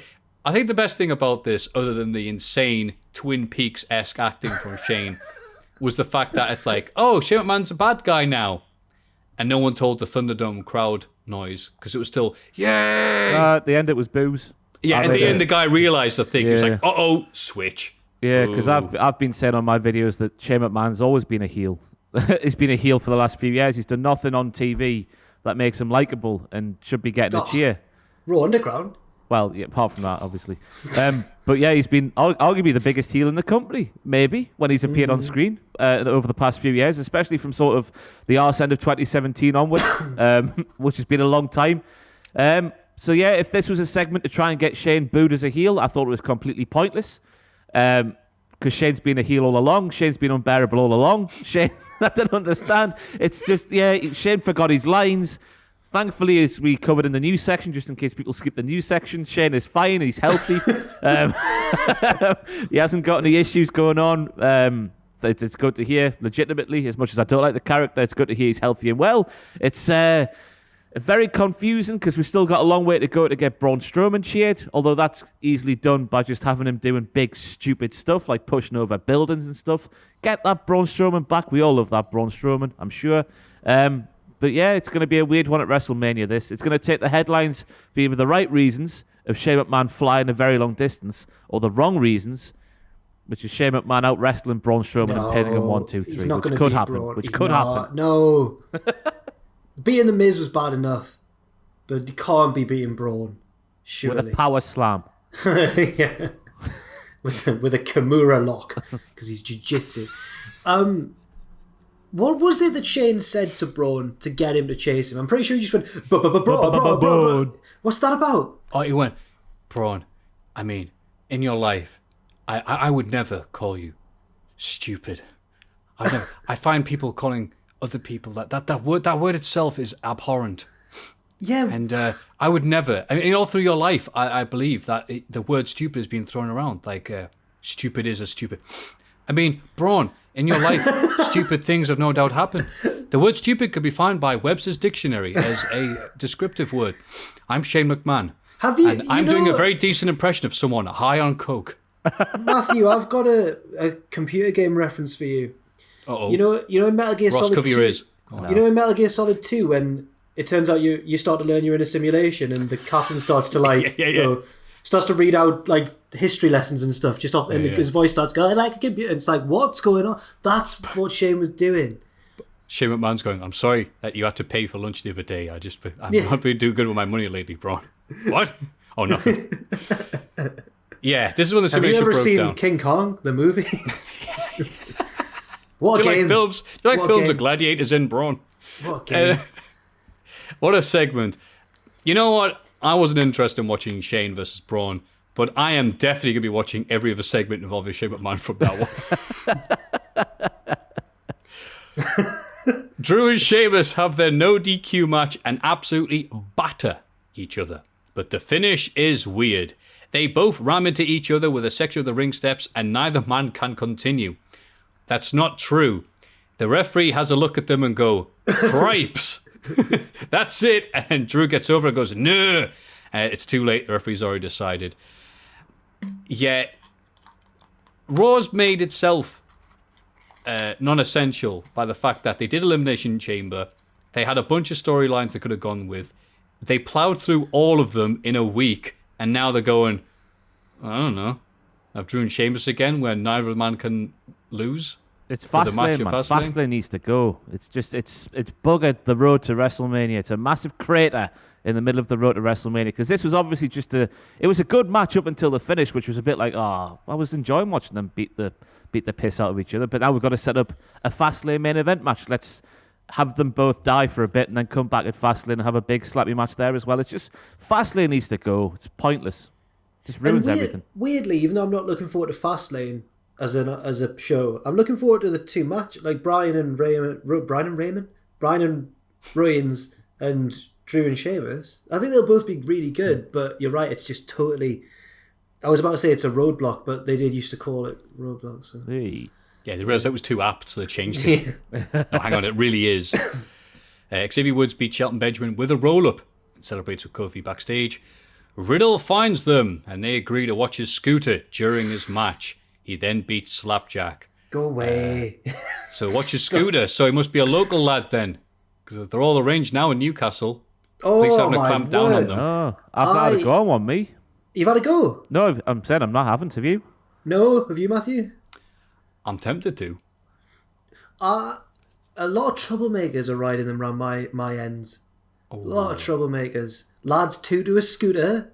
Get down. My God. Lads, right? Are you meant to ride them on the road, aren't you? Or on the pavement? I've seen people on the road and the cars behind them. I've not been impressed. But then I turned the corner coming back from the shop the other day and one nearly ran me down because he was on the pavement and I wasn't impressed. So what do you do? I don't know where they're meant to go. Make them fly. Yes. I can't believe they brought them back after the what was it? The bikes called? What were they called? Can't remember. I can't after that scandal where people just threw them in the Tyne and left them on the streets. I don't know what they were called, but they were wet. As appealing to like troublemakers as the bikes were, the scooters are like 20 times as appealing to troublemakers. Oh, look at that scooter. Yeah. That's what they do. I mean, they don't go very fast, but I just can't believe it's allowed. I feel like we're in a lawless land. Especially when there's a pandemic, right? And you got to share helmets with other strangers. Oh, yeah, man. Touching the handlebars that others have used. It's crazy. But yeah, still want to try one. Want to go, 100%, yeah. And talking about that was a lot more interesting than talking about anything to do with Riddle. No, to be fair, though, that match with Slapjack was the other highlight of Raw for me. You had Shane McMahon being a bad highlight, Drew and Sheamus until the finish being a good highlight, and then Riddle and Slapjack had a good match. I know it's Riddle, and I don't like his character either, but he had a good match. Yeah, good for Riddle and Slapjack. Yeah, good for them. Good for them. Two of the best characters in WWE today. Nia Jax and Shayna Baszler beat Naomi and Lana with the help of Reginald. Oh, He's good. back. It's been 5 minutes to talk about Reginald. He's back, everyone. Get the dogs excited. He's taken over. The baddies have invited him to ringside. And that's that. Oh, I see. Yeah, sorry. I thought there was more on there, but you know what? I don't care about him. He helped them win, and they'd invited him to ringside for the match. Great. More on the Reginald channel. If you want more Reginald, then get the Peacock service for Americans this March, and then presumably he'll have his own channel. Backstage, Charlotte Flair challenges... Oh, God. Backstage, Charlotte Flair challenges Mandy Rose and Dana Brooke to prove themselves as we head towards WrestleMania. Right, I wasn't really paying attention to this segment. Did she mean prove yourselves for the Raw Women's Championship, or did she mean the tag championships, because she is one half of the tag team? Surely she should be talking about the belt that she holds, but I think she was talking about Asuka's belt.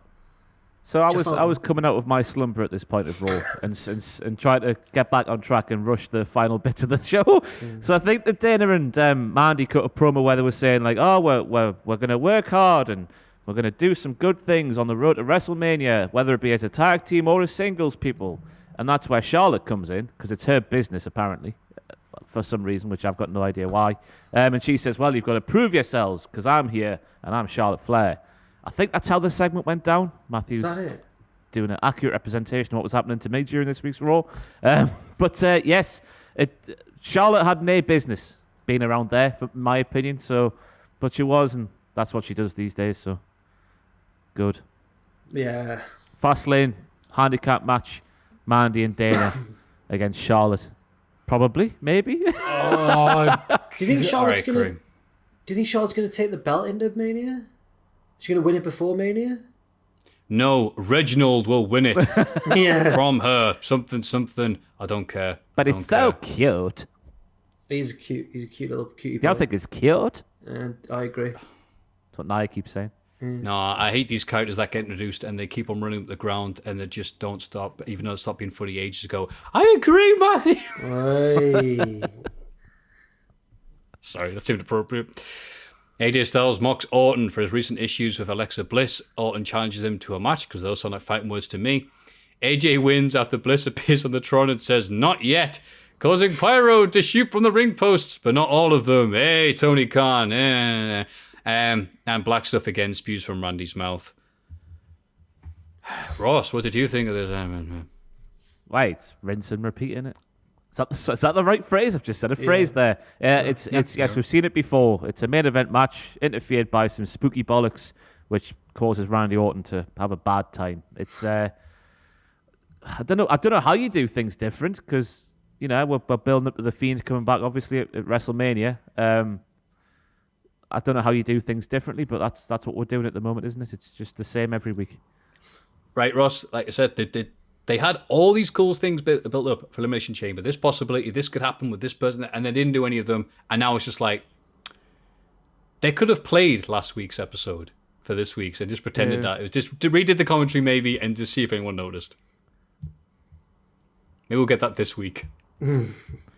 Yes. Do you think one week we should just say what happened last week on Raw and see if anyone in the comments notices? It is. Get this, there was a spooky bit with Orton. Riddle said something stupid. Retribution is still crap. And Charlotte said something that was really powerful. There we go. Yeah. It is weird though, because I don't know. We all sit here and go, "Oh, well, they should do this, that, and the other." I don't know how you build to the Fiend coming back at WrestleMania without being seen beforehand and make it different every week. You know what I mean? Unless it just doesn't happen for a week or two, then you go back to it. And I don't know. Yeah. 3 hours, Too much to fill. Yeah, you know what? Every negative thing I said about AEW's pay-per-view, forget it. Because you know what? Compared to that, it was WrestleMania X7. AEW Dynamite.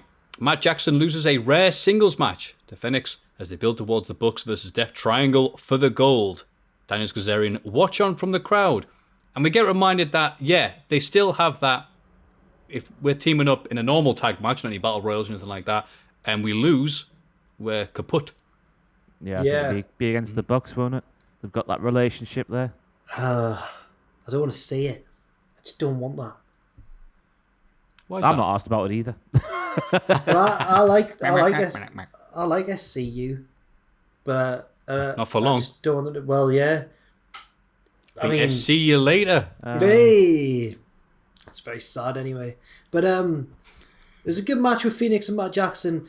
Matt once again being a bad babyface because Phoenix accidentally kicked Nick on the outside. Right, Matt moved out the way, and Nick was standing too close to the ring, and Phoenix kicked him totally by accident. So Matt gets out of the ring and just boots Pac in the head as revenge. And I hate those bloody Young Bucks, man. I hate them too. They are You horrible hate them, men. Maffew. Yeah. Like, is it because we're British and we don't like braggadocious people? And but America, if you've got lots of money and you show it off, that's a good thing. Apparently, I don't know. I think you've because- nailed it. A lot of it there, Ross. A lot of what Yeah. they consider to be lovely attributes, we think of as incredibly annoying and not good. But I've got something to ask. Jim Ross said on commentary, because there's a bit where Felix is getting counted out, and Pac's like, "How body lads, get back in the ring so you can do it." He starts batting the mat and all that stuff. And Jim Ross says, "Well, Pac can't put his hands on Phoenix." And I was thinking, can he not? Is that a thing now? To stop a count out and just pick him up and put him in, I think that might be pushing it. Do you reckon? We see it all the time, don't we? When bad people do it, yeah, but he's a good person because he's Pac. He is a British. proper babyface now, and he came out the tunnel and everything. Oh, Wait, has he ever been heel? Yeah. Never booed him. Well, Anyway, Moxie and Kingston are having a bit of a whiskey near a fire pit somewhere. They are. It says here they are adorable friends, and I ship them hard. You know what? I was hoping you'd just read it without realizing. But Bless no, you, Joe. okay. Eddie explains that he blacks out in extremely stressful situations, explaining the fact that he sold the rubbish explosion like death, like when he was in a youth courtyard, yeah. Yeah, Getting was sent it- down to prison. Yeah, get sent to, and the guards were teasing him, saying, "You're going to Rikers, you're going to Sing Sing." Oh, and he blacked out then. They argue playfully over whether Omega actually intended to blow them up or meant it as a joke. They agree that Impact probably paid for it, explaining its poor quality. Poor Impact, eh? Had I'd nothing be to do with it whatsoever, but they're still the butt of the joke. Absolutely fuming. Like McNulty in The Wire. What did I do? It's later revealed that Matt Hardy is... Oh, no, crap there, apologise. But yeah, look, there's very little they could do to go, you know what, we messed up, what are we going to do about it? So having these two go, all right, we thought it was going to be this, we thought it was going to be that, but never mind that, let's just get Moxley. I mean, they did about as good a job as you could ask for, I think. Yeah, obviously they didn't plan for that to happen on Sunday, but I really like the way that they used that and turned it into a storyline, because you got... And it's an open-ended thing. You don't know what to believe is the actual sort of canon thing in the storyline, because you've got Kingston, who believed it was real, and Omega really wanted to blow them up. So he fainted, as you would do if you were expected to be blown up. I reckon I might pass out in that sort of instance. You got Moxley, who just disregards Kenny and think, oh, he just messed up there because he's a tosser. Then you've got Kenny and Don, who claim to have done it on purpose just to try and make a fool out of Moxley and not give him the send-off he deserves to be in his career. I like the open-endedness of it all. I like some of it, but not that bit. But I'll explain. We'll get to that bit in a second. Yeah. It's they revealed that Matt Hardy signed the Butcher, the Blade, and the Bunny to his stable, which makes sense now that Eddie's a good guy. Yeah. Just disregard Yeah, you know his what? I family, forgot about that plot point with him being with Eddie. Yeah, does it make sense from that Butcher and Blade? Oh my God, Chris Wilder has left Sheffield United. What? That He was is doing all right. earth-shattering news. He was doing Oh, all right. Who wants that job? That is a poison chalice at this stage of the season. James Beattie. Yes. Wait, why? Did he used Don't to know, manage just got a them? notification from Sky Sports there. Oh, wow. Huge news. Or get DeCanio back in to the Prem just for the... Red and White Wizards. You've got to say Yeah. it like that for some reason. Was that what live with the guy. DeCanio used to... No, I live with a right. guy from Sheffield who's a Sheffield United fan. He's like, come on, you Red and White Wizards. Do there many Caribbean fans of Sheffield United? Cody absolutely squashes Seth Gargis, it says here. Schiavone interviews him in the ring, but he's interrupted by Penta, who's at the Spanish announce table. Penta uses one of the commentary team to translate and insults Cody, saying that he's lucky Penta didn't get a hold of his injured arm at Revolution, or he wouldn't be able to hold his baby when she's born. Bloody Cody hell. rushes into the stands, they have a pull-up brawl. Sexy Penta smashing Cody daft and mocking that he can't hold his arm. Oh, fantastic. Love it. If that crappy ladder match means that we get Penta breaking Cody's arm, I'm all for it. We will get that. Yeah. I feel like Penda's sudden heel turn came out of nowhere a little bit, and his mate is still good guys. Is he the heel? Yeah. Wait. Let's ask those fans at the AEW Revolution where Cody came back heroically. Did we have to see Cody have a valiant squash match just to prove that Revolution didn't take him down? He's still fighting everybody. Oh, did we need to see that match just to set up a match with Pentagon? We could have just had a better and longer promo, couldn't we? Charlotte Rhodes. Yeah, no, it is like Charlotte. It is, yeah. I'm concerned about what War Seth might have done backstage, because Cody usually gives newer guys a few moves here and there, but he destroyed him. They were squaring up, and I was like, this Seth lad looks like a big dude. Like, what's he going to be able to do? And Cody bopped him with the right hand, and he sold it like he was just bang. And then This Cody is valiant Cody Rhodes, Jack. And then Cody hit him. That's the right fist of America. Boom. Cody then hit him with a running power slam, like Braun Strowman. The power slam of America. Freedom. And then the figure four. Cody. Yeah. British Bulldogs finisher. USA! It was weird. I am bored of Cody Rhodes, me. Bored of him. How sacrilege. I know, but it's the valiant stuff has jumped the old shark. It's seen Barry the shark in the waters and it's gone, wee! Because back in the days of MJF and all that stuff, it worked, didn't it? And the promos were fantastic. But now it's like, we get it, Cody. You've got good intentions and all that stuff, and you're hard working, but we don't need to see it all the time. That's not all of Cody's character's got more depth to it than that. What is it then? He's sometimes a bit overconfident, and Arn has to tell him off sometimes. That's all I've got. He's got adrenaline. Arn has to hit him with a fold-up newspaper and go, "Ee, what do you like, our kid?" He's got adrenaline in his soul, you know. He's got a crap tattoo. I don't like the Snoop Dogg theme. Doesn't. I'm so excited for the mailbag. There's a question in there that's got a fantastic line about Cody. Okay. So if you're gonna skip the mailbag, everybody, don't do it. Oh. Okay. Yeah. Well, you usually skip Cody, but don't skip this one. That's what Ross is telling us. I got a lot of comments on my graded saying, how did none of the Cultaholic presenters know who Alex is from the Spanish announce table? I was like, don't know. And then it was like, do they not watch Dark? And I was like, oh. Or Being the Elite. And I was like, oh, right. I enjoyed his delivery. I found it hilarious. He hates Cody. Yeah, as if he was like Pentagon had hopped inside of his body and started speaking through him. If that makes any sense. You don't, in real life, translators don't adopt the emotions of the person that they're translating for. It's like, shooting the messenger. Penta says he is 1,000 times better than you. Also, someone pointed out, I didn't realise it, Penta's name, which seems to change on a regular basis because of AAA keep on, trademarking all the variations of Pentagon Jr. to be bastards. Currently, his name is Penta El Zero Miedo. Yeah. Okay, the English translation is 5 the No Fear. Yeah, well, Penta's his name, so... Yeah, I know, but the little translation, it's like... Is it? A Spanish-speaking person to go, what? Cinco is 5. Well, I got told it was 5. Well, Penta Yeah. 5 points on a thing, but I don't know if that's... Yeah, maybe. Maybe it's another word for 5, I suppose. Yeah. Maybe it comes from Spanish. Oh, someone won't lie to... Oh, have I been lied to? No. Penta does mean... I've been made the fool once more. No, Penta does mean 5 things, but I don't know if it's of Spanish origin. I don't know the etymology of Pentagon. Yeah. 5 is the number of times Penta's going to break Cody's arm. Every week on Dynamite, Cody's like, good news, it's healed, and he'll just smash the... After 1 week. back to the hospital for me. This Cody, something's happened. I must have missed something because suddenly everyone's sick of Cody. Because it's the same every time, isn't it? He gets beaten down and then, oh my God, how's he going to come back from this? But he does, because he's Cody Rhodes and he doesn't feel pain. Because he's not human. He's a step above a human or something like that.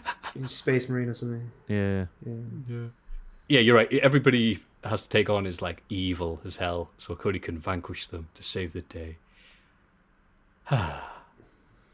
Tony interviews Sting, who puts over Darby Allin and their win at Revolution. He's interrupted by Lance Archer, who is angry about not getting the opportunities he deserves. Tell him, pal. And as WWE Worldwide on Twitter point out, Sting and Jake Roberts staring at each other like spin the wheel, make the deal. Good to see you today. The coal miner's glove. That's right. Everyone's favourite pay-per-view. That scarred me as a kid on my superstars of, what's it called? The VHS about Sting's career in WCW. Oh, yeah. Because they highlight that feud with Jake Roberts in it, when Jake gets the actual snake in the ring, but Sting turns the snake round on Jake and it starts biting Jake in the neck. Oh! I think that's where my fear of snakes comes from. Yeah, he has to. The snake is not wanting to comply, so it's like, oh no, look, the snake is attacking me. And the snake's like, no, I'm not going to bite you. No, oh no, look at this. Jake does the best job you ever seen of a non-committing snake. You are scared of snakes, aren't you? I'm terrified of snakes. I took that day off when Sam You booked the day off. Yeah. Sam had that punishment in the office, Maffew, where he had not one but two. Was it 2 snakes? Yeah, there was a small one and then a big one. One coming in for that. I was presenting it and I had to really, really try and Billy Big Bollocks it up for the camera. So I touched the snake a little bit, but I was like, not that comfortable. But I remember going to the centre of the Hancock Museum, in Newcastle when I was younger, and they had the big yellow ones. And everyone was putting it around their neck and having a picture. I was the only one in the class not to get one. Because I'm a massive softie. We went to maybe Beamish, somewhere like that, and there was a little activity bit where everyone got like a torch on your helmet, and you got to crawl through a tunnel maze. And I was the only one who didn't do it, but I can't believe I was the only one who didn't do it. It's terrifying, that. Like an underground section of tunnels. It was probably one way. You probably couldn't get lost, but don't like that at all. At all. Whew. It's very sensible, though. It's okay to say, like, oh, yeah, I'm scared of snakes. It's like, good. You know, those venomous, poisonous things that can bite you. Those untrustworthy things. Yeah. It's like you're like, I'm scared of cows, me. It's like, it's a bit weird. Well, the time we were when you were sleeping. Exactly. Going, what do you think of Roman Reigns' push? Chuck Taylor and Orange Cassidy are hanging out in an arcade. They want one more match against Miro and Kip Sabian. And if they lose, Chuck will be Miro's butler forever. Kind of like how this feud's going on. But they want the ring to be surrounded by arcade machines so they can smash their opponent's head through them. Interesting. I'll be looking at it going, I wonder if there could be real arcade machines because I'm stupid. But, you know, the image is going to be cool because they have to go all out on this. No pun intended, after what happened at the end of the pay-per-view. So maybe we'll see Turtles in Time. Who knows? Moving on. I like Turtles in... I like Turtles in Time. It's a good one. No, there's not much else to say. Is there? Ethan Page beats Lee Johnson. QT Marshall just stands and watches Johnson get beaten down afterwards until Dustin Rhodes runs out and chases Page away. QT walks off and Dustin doesn't know what's going on because he doesn't watch Dark. But who cares about that? On the TNT broadcast, somehow, inexplicably, the audio from the basketball game playing on I think it's the West Coast, don't quote me on that, decided to play out over this. So Ethan Page came out, the announcer of the basketball defense. I just love the dramatic moment of QT Marshall turning his back on Dustin once again, and you're hearing like what sounded like the Space Jam theme just playing in the background. Awesome. Ethan Page needs to do this every match. Right. Tony Schiavone is putting in a shift this week and is about to introduce Christian as this world title winning, multiple tag team champion winning. It is. And then Omega, the Bad Brothers, and Don Callis head to the ring. Ha ha ha. Don refuses to answer whether the explosion was deliberately crap or not. Omega mocks Kingston's attempt to save Moxley. So Eddie walks straight down to the ring. Omega offers Kingston a free shot, which he takes. It starts a brawl and Moxley runs out to join in. Presumably after finishing the rest of the whiskey. Omega ends up alone in the ring and is confronted by Christian Cage, who refuses to shake his hand. Kenny goes to attack. Christian almost hits him with the Umpridia, but Callis pulls Kenny to safety. 69 me, Don. God. 69 me. I can't believe that was a thing that happened on this week's show. Kenny. Not like it, Maffew? I laughed, me. No, I'm like, all right. Well, Kenny, get to me. How dare you? I'm a man of integrity. No, again, Kenny being a silly bollock idiot. I guess that is what he's supposed to be, and him being a bad guy. All right, cool. They're going to turn us into Eddie Kingston versus Kenny Omega for the title. I'm happy with that. Turn a negative into a positive. I'm higher with it. And then Christian comes out Jack, what did you think of this segment? So, I agree with Ross for most of the show that they managed to kind of explain the explosion fiasco. But I don't know if this segment did it the best. Because Callis says, I'm not going to comment on whether or not we did it on purpose.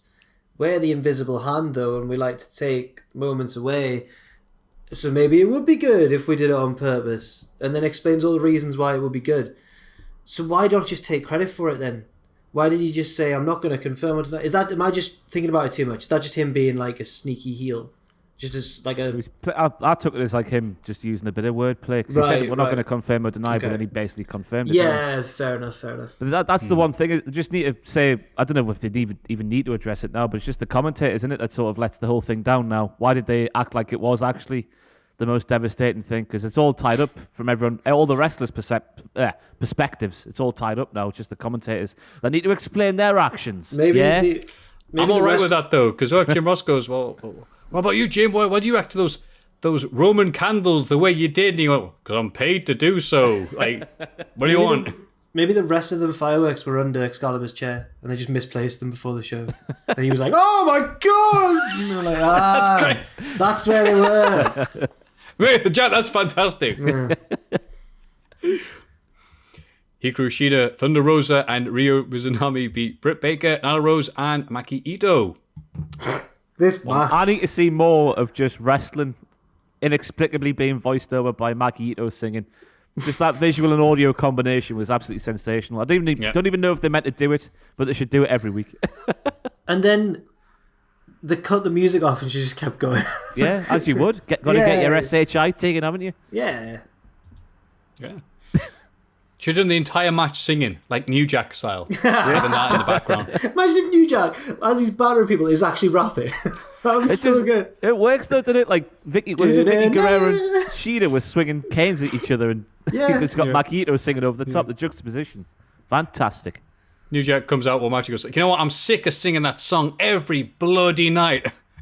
I'll be there. Go in alone. Yeah, Ross, if you were New Jack and you could sing a song during a match as you're wrestling, which song would you sing? Do you remember? The bell's just rang. Let me answer the bell. Oh. It's New Jack! Oh, it's a real one. Oh. You got to go down. Fire alarm. Fire engineers here. Right. Things are heating up here in the AEW podcast. It's not the explosion on Revolution, so you'll be all right. Darby Allin rolls up Scorpio Sky to retain the TNT title. Sky is not happy and attacks him afterwards, cementing his heel turn. Sky did 2 incredible counters in this match. Oh, yeah. The low pay into a cutter and the coffin drop into a powerbomb. I was like, Yeah. Flames. You know, him winning that match, I'm like, Scorpio Sky has done nothing for months. And then this match like, oh, okay, yeah, you're right, he's good. That's he's very good, yeah. And he did a heel hook. Cause he's a bad guy in the wrestling. Yes. Oh, the diddler hook. Okay. Sorry. Speaking of which, the Inner Circle hold a war council to discuss their recent losses.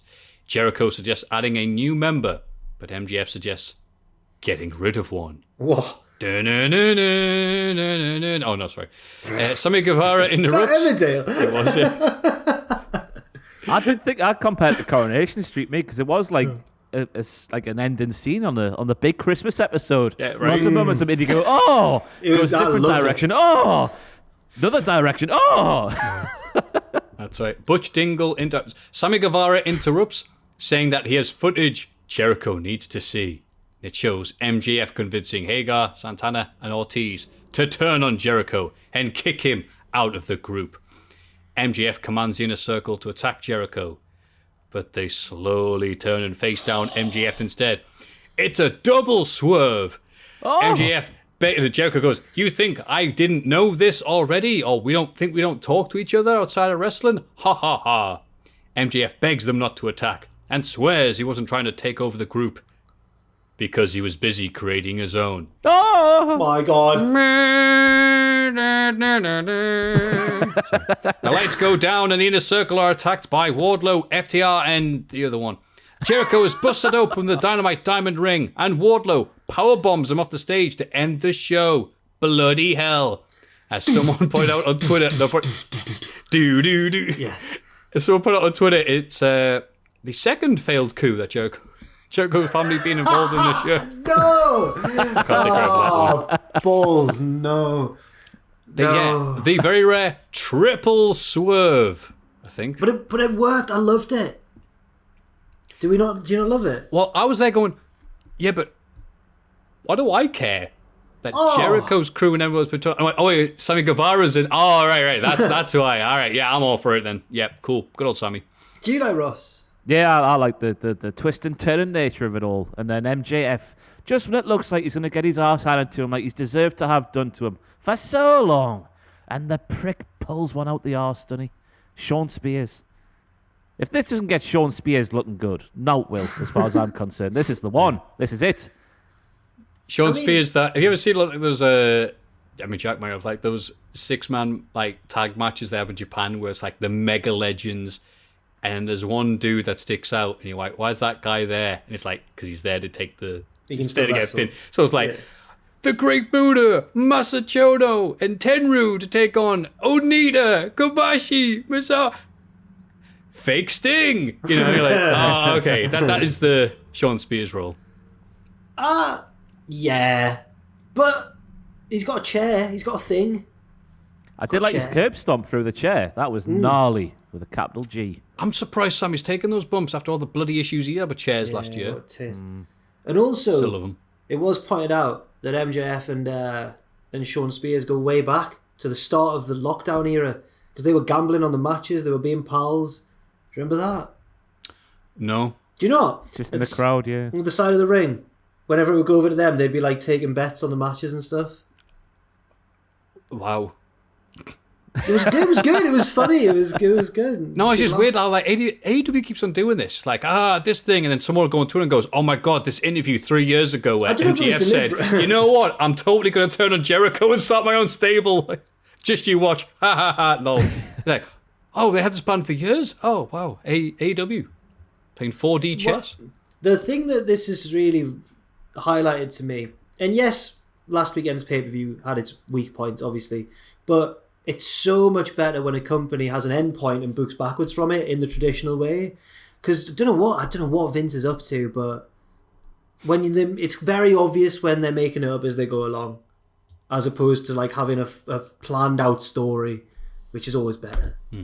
I guess the AEW's thing is they have so many characters and now so many stables that it means that if something happens, like, I don't know, some sort of pandemic that ruins the world for a year and a bit, they can go, all right, well, so-and-so, the leader's not here, but the second in command can take over or something like that. They're keeping things safe. So even I go, hang on, I'm not entirely sure where this is going, at least they've got backup and some decent wrestlers to take their place. So it's all right. Well worth the $5 they give us every week, chaps? NXT, aka the show that doesn't pay us a $5 every week. Boo, I already hate it. Regal announces a 2-night take hour on April 7th and 8th. So that means it's going to be a 4-day thing for WrestleMania. 2 days NXT and then 2 days of Mania. Get in. It's going to be a big week. A big task. The big task. He also unveils NXT Women's Tag Team titles and awards them to Dakota Kai and Raquel Gonzalez. Shotzi and Ember challenge them to a title match later on in the night. I saw something in the news. I don't know how true it is. Was it Alvarez saying that apparently they had intended to give the tag titles to the winners of the Dusty Classic, but because of the pandemic and that, they weren't ready in time, so they had to postpone it for a couple of weeks. Which obviously would have made more sense, but, pandemic and that, not what you can redo, is there? Well, it sounds as if there'll be like a company that puts out a not finished belt on someone. But I thought the idea, again, Maffew knows nothing about wrestling, obviously, that was that they were going to take the bloody women's tag titles away from the main roster. They're much better suited for NXT because they're doing nothing up there. And no, it's just even more belts for WWE, and I think that's something that they need. Lack of belts at the minute. Io Shirai successfully defends the title against Toni Storm, forcing the challenger to tap out. Good match. But Tony's challenge is over now. She tapped out. It's not Tony time anymore. Oh, no. It's 5 past Tony. We get an interview with LA Knight, who dares anybody to step up to him. Bronson Reed does, and has to be pulled away. He reveals that Knight's debut will be against him next week. Another promo that sounded good, but didn't really say too much. Yeah, hopefully the idea is he's going to be like a big coward. Yeah. Oh well. How's he going to win this one against Bronson Reed, though? How's he going to do it? Feet on the ropes, tights, all of it. He'll come back and have a different name next week after he loses. He goes, that's the re-debut of the Washington Wizard himself, Eli Drake. Pete Dunne beats Jake Atlas and afterwards claims that he is the best technical wrestler in the world. He challenges anybody to prove him wrong. Who's that going to be? Because I was sat there racking my brains. Well, I would have thought Thatcher, but as we'll learn in a sec, he's got his own stuff going on. Because he's right there in front of him. That's very rude. Speaking of technical wrestlers, segues Jack, Imperium cut a promo offering Timothy Thatcher a spot in their group because it's where he belongs. Come home, Tim. Come home. Yeah, come home, Tim. They keep saying like he's a dog. They'll even save room for Ciampa. Ciampa later answers on Thatcher's behalf, saying, nah. He's more concerned about Volta sitting safely across the pond with the UK title. Thatcher looks uncertain, though. Bloody hell. Ciampa's so concerned of getting pulled up to the main roster, he's willing to go to NXT UK. He referred to himself as Old Man Ciampa this week. Old man. I've seen the grey hairs. I know, but I know it's unavoidable at this stage, but I'm just shocked to hear it come out of his mouth for some reason. But, yeah, he looks much better as a proper baldy, doesn't he? Oh, yeah. What do you reckon that's for? Do you reckon he thinks he looks harder? I think he might look a bit more scruffy and relatable in kind of a Bruce Willis, John Moxley kind of way. When he's got the proper clean-shaved head, then he's the psycho killer, isn't he? Yeah. That's to say. That's just a guess. I've got no idea.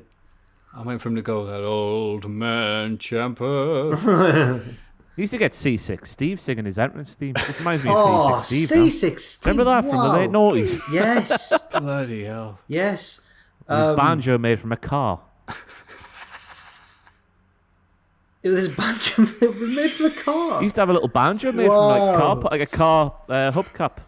He was class. He was on Jules Holland. Everyone was like, wow. All the time, aye. Hootenanny was there. He loves it. I wonder what he's up to. Have you two heard of Hootenanny, by the way? Yeah. The show, yeah. Aye, because I was down at my mum/girlfriend's and they hadn't heard of it, and I couldn't believe it. That sounds so wrong to people who haven't heard that joke. Oh, there's a joke, but there is previous don't clip that. God. Yeah, they hadn't heard of the classic Hootenanny. It's not New Year's Eve without Hootenanny when you're at Hjem, is it? Yeah, no, Hootenanny is the way to go, but it didn't. There was a bit of a scandal about it not actually being live. I couldn't believe it when I learned that. It Pre-recorded. was like learning wrestling's not real again. I don't like commentary of like the Sting match. C6 Steve last posted on Instagram a week ago, ready for spring, and it's him sitting on a massive Harley Davidson. So he's doing all right for himself. Made out with banjos. He's going to say his future banjo. Yeah. Oh, he's got Twitter as well. What's he saying? I'm scared he's going to have some controversial takes. Well, that's the thing, isn't it, these days? I've not heard of C6 Steve for about 10 years, so he might have done something terrible. He's followed by Coop Chicken. Oh, that's a sign of quality. Oh, God. But he I've got to get one of them this weekend. Mike from Coop. Do you follow him on Instagram? No, I don't think I do, actually. He put a thing up last night which was chicken sandwiched in between some waffles. Oh. Ross, I'm not ready for this, Mark. Coop Chicken is changing the game, well, updating their game. Oh, I do follow him, I do. Is it on his story? On his story, aye. It was last night when I saw it. The best story look at I've that. ever read. Oh, hey. Did someone say chicken and waffles? I got you covered. Mike, you saucy devil. He listens to the podcast, by the way. Yeah, Why wouldn't he? Well, we do mention Coop quite often. I feel like we're going to turn Newcastle into like a hotspot for wrestling fans, but they'll just know about Coop and Rise, and that's all we'll do. You know what? I'm all right with that. That's a decent day out. That's that's phenomenal. Instead of interrupting, before the Four Tops are playing or whatever on Rise, it's like, I was about to eat. Oh, I'm so hungry. What do you think of Apollo Crews' gimmick? I couldn't do a night out after a Coop meal, me. I need a good, comfortable chair and a nice, just cold, like a nice glass of whiskey or a cold pint of lager after a Coop chicken. Yeah. We do. This isn't an advert, but we do. Whenever one of us mentions Coop, we just spend a while going, "Oh, it's good though." It is so good though, isn't it? It's great. I can't wait because I don't know if I'm allowed to say this on the podcast, but there is Coop chicken merchandise coming. So Are you joking? I'll be wearing Coop merchandise on the podcast. In the I future. will be as well. Don't know when, but it'll happen. I'll be wearing that out. Yeah. Wearing the rise. We'll pretend it's like a hen do or something. We'll all have the same shirt. What's your favourite Roman Reigns match, Jack? And also, what's your favourite meal to get from Coop Chicken? That'll be the discussion. Right. Shotty Blackheart and Ember Moon actually beat Gonzalez to become the second. Oh, did he? To become the second NXT Women's They Title actually beat champions. them. Yeah, they Later, beat them. Io challenges Raquel. Io challenges Raquel backstage. Yeah, so she says, walked up. I So they want just wanted you. to fight there and then, right? You know, They're all devastated in that, and then Io comes along and says, I've got my eye on you, you're next. And Raquel's like, well, I'm harder than you, so alright then. And then She- she's like, she- have you heard of this she's gonna- Scoop Chicken place on the Skull Light podcast? I'm sure about it. She goes, yeah, I've heard it's great. Have you seen the waffles? And she gets her phone out and just talks about that for a bit. She's possibly going to win, Raquel.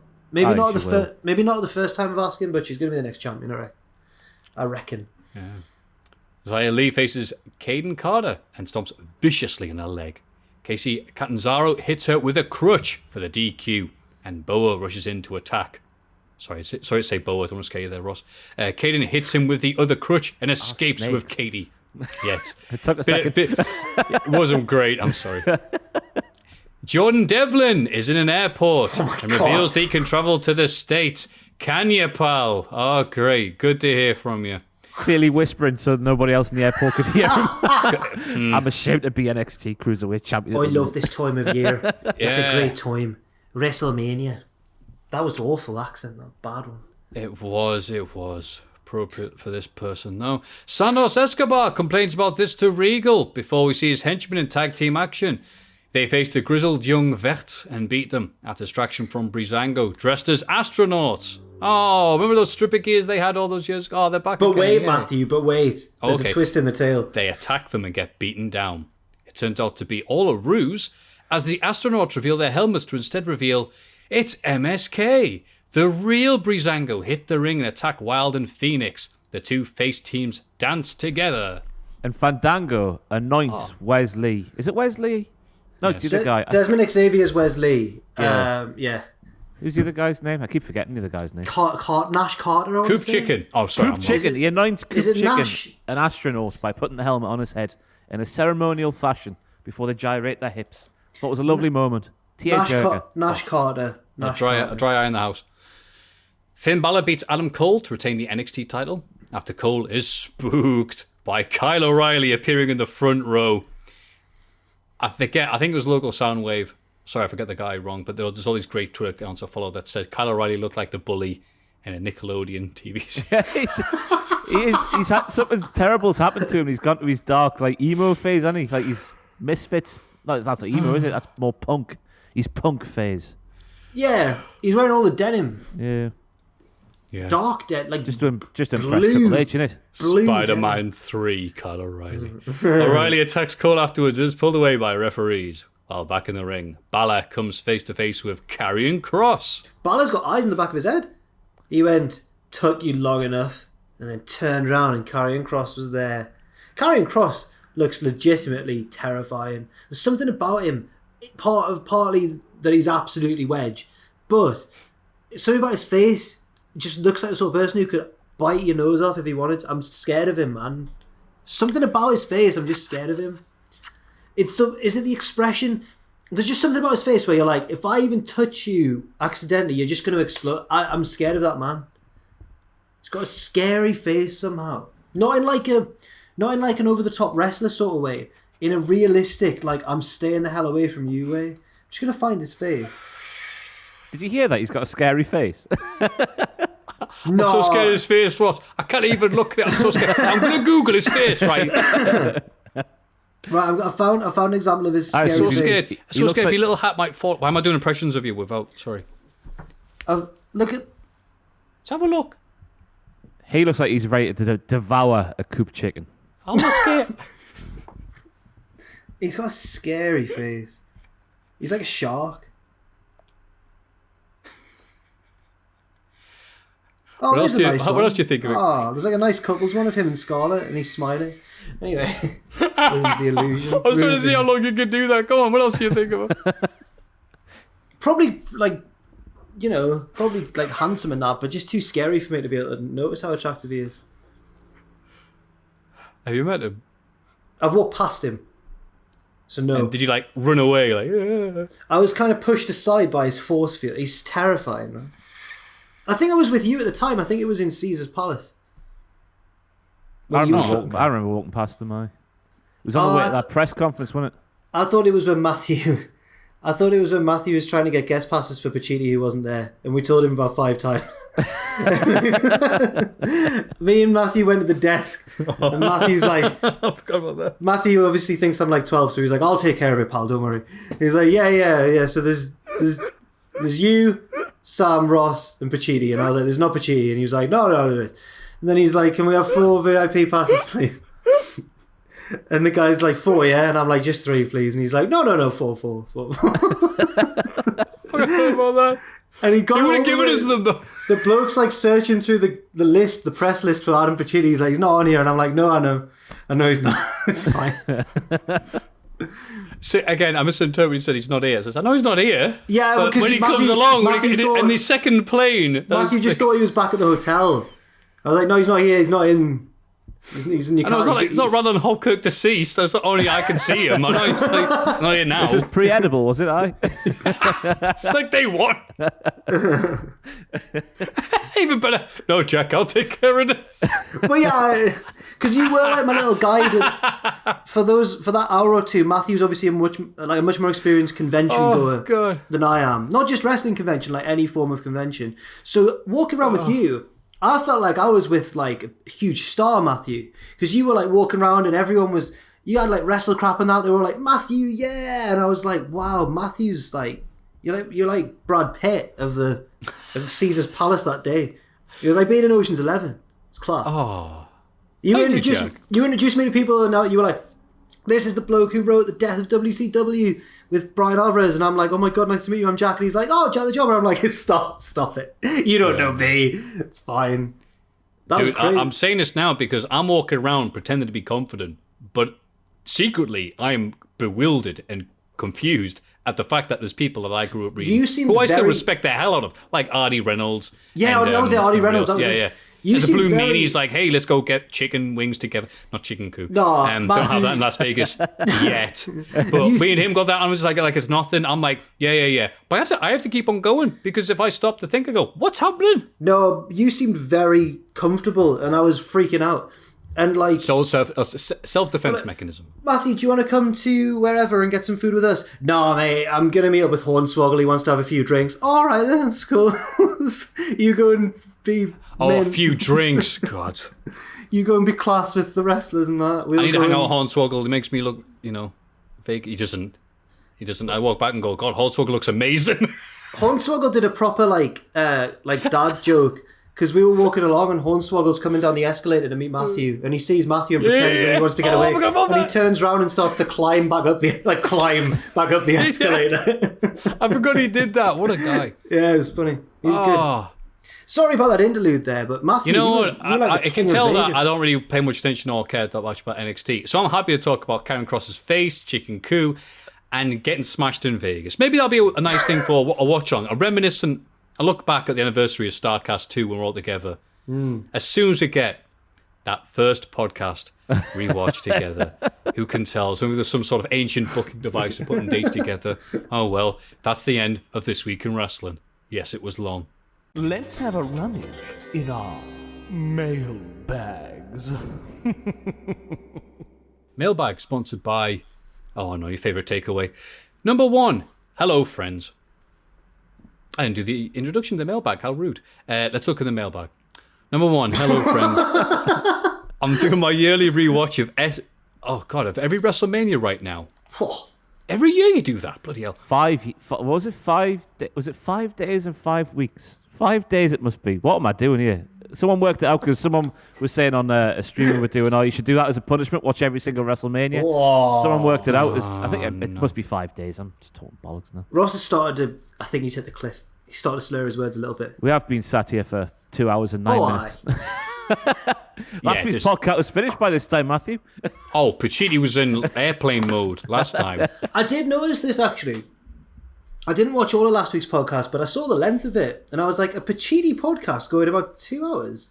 Pacini's normally the sign that it's going to go longer. Right. Was he busy? Was he in a rush? Yeah, he only had like 3 other Twitch streams to do that day, you know. Right, yeah. Michael Barrymore singing that bloody song will replay itself. I've seen that twice in stream now, and I can't get out my head. What's happened to Pacini? What? He's now created his own, he's created his own cult. His own inner circle. Yes, he is. And I'm scared of it. And I feel like, oh no, that was going to be a World War II. It doesn't matter. No, never mind. That analogy wasn't going to be good. Oh, I'm intrigued now. Just about the baddies in World War II that I'm not allowed to say the name of that particular movement because evil historical... I don't want to say... Not nice people. That's right, yes. Not so nice people. Because didn't their private army bit rise up and take over the other bit and stuff? And anyway, I should never have made this. So are you saying that Adam and Steven Scott? No, that's why I didn't want to. That's what I realised that I was comparing us to that organised. I was like, nah. Oh my God, Steven Scott. Yeah, yes. Stephen, no.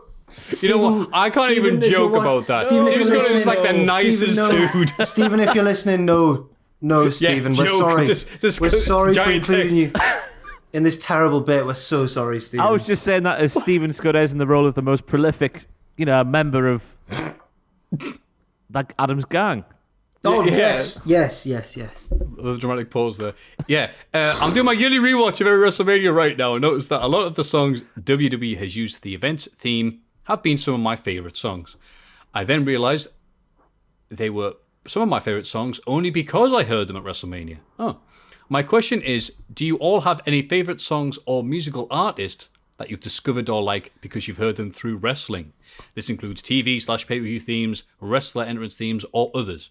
I'm very curious if there are similar stories to my own. Second, shorter question. I do illustrations of wrestlers/wrestling personalities and wanted to know if I could do some illustrations of you all. Oh, yeah. Haven't checked out his page. I would love that. I would love that if he did an illustration. Are they good? Oh, yes. Oh, yes. Oh, in that case, it's a yes from all of us. I'll say yes, but has to be with this little guy as well because he's keeping me going in a minute. To answer your first question, yes. I am very happy that I got ECW November to Remember 99, one of the very first VHSs, if not the first one they released. There was 2 of them at the same time, by ECW in the UK. Spike Dudley comes out to a song that goes, na na na, na na na, na na na. And my dad heard that and goes, oh, that's AC/DC. And I went, what? And he goes, AC/DC, it's a band. Huh? It's a band, Maffew. It's a band. It plays music and stuff. And they go live and they charge people admission. That's how people make that. All right, okay, look. Here's AC/DC live. Listen to this. And that's how I got into the music properly as a kid. First band I got into, AC/DC. Still love them.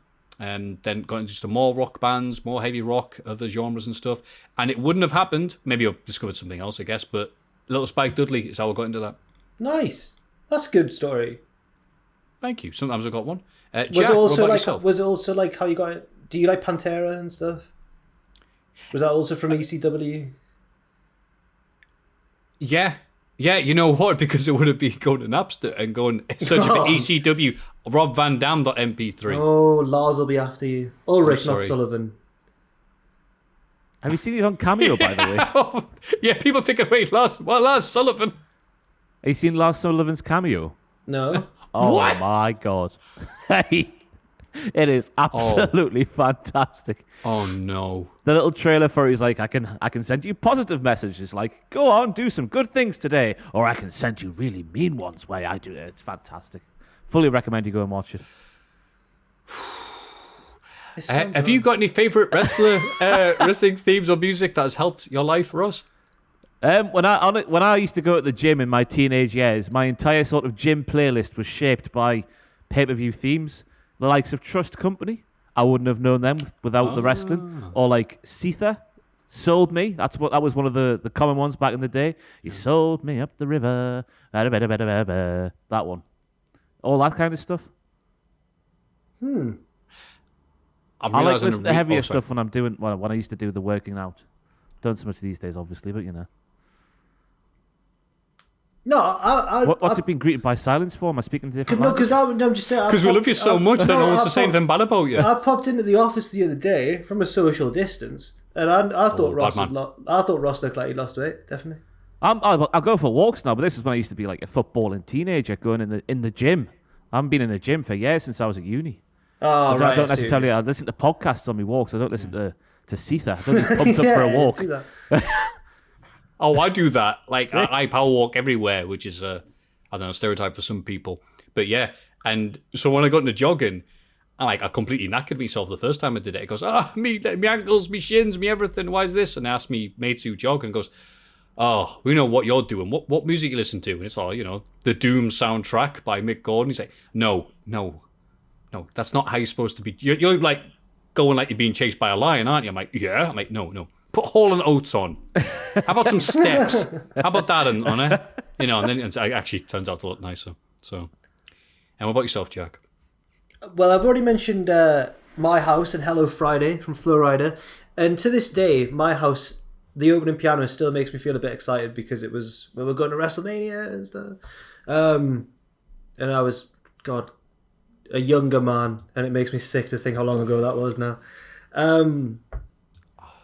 Apart from that, I'm struggling to think of one because I'm not really into like hard rock and metal as much. I'm more of a punk rocker. Woo! So I remember Maria Kanellis' Zebrahead song sticking out a bit. And do you remember that? A Zebrahead song? Yeah, they did a song for her called With Legs Like... Well, not for her, but she used a Zebrahead song called Legs Like That, which was meant to be for Stacy Keibler, but then wasn't. It was for Maria instead. Oh, yeah. But I think I already knew Zebrahead were before that because of maybe Tony Hawk's. Yeah. Take a chance and suggest. And I think they were on a SmackDown, maybe a SmackDown versus Raw as well. The first one. Everything's falling apart. And then saw them supporting Bowling for Soup in the Academy years later. Yeah. And MC Lars was there as well. Oh. Hot Topic is not punk rock. Not Sullivan. No, MC Lars Ulrich. Yeah. Don't download me. God. It's funny you say this because I'm realizing now, talk about songs and what they mean to you in WrestleMania. I think this person's saying it without saying it, and I definitely agree with this. Whenever I'm at Rise, specifically, and Limp Bizkit, My Way comes on, there's very few songs that encapsulate the exact moment. Like you talked about that song a few weeks ago. That period, I forget what it was, but that period of your life when it was Flowrider. It was Flowrider. Oh, was it Flowrider? Yeah, it was The Club Can't Handle Me Right Now. Right. But in that case, when that comes on, it's the biscuit.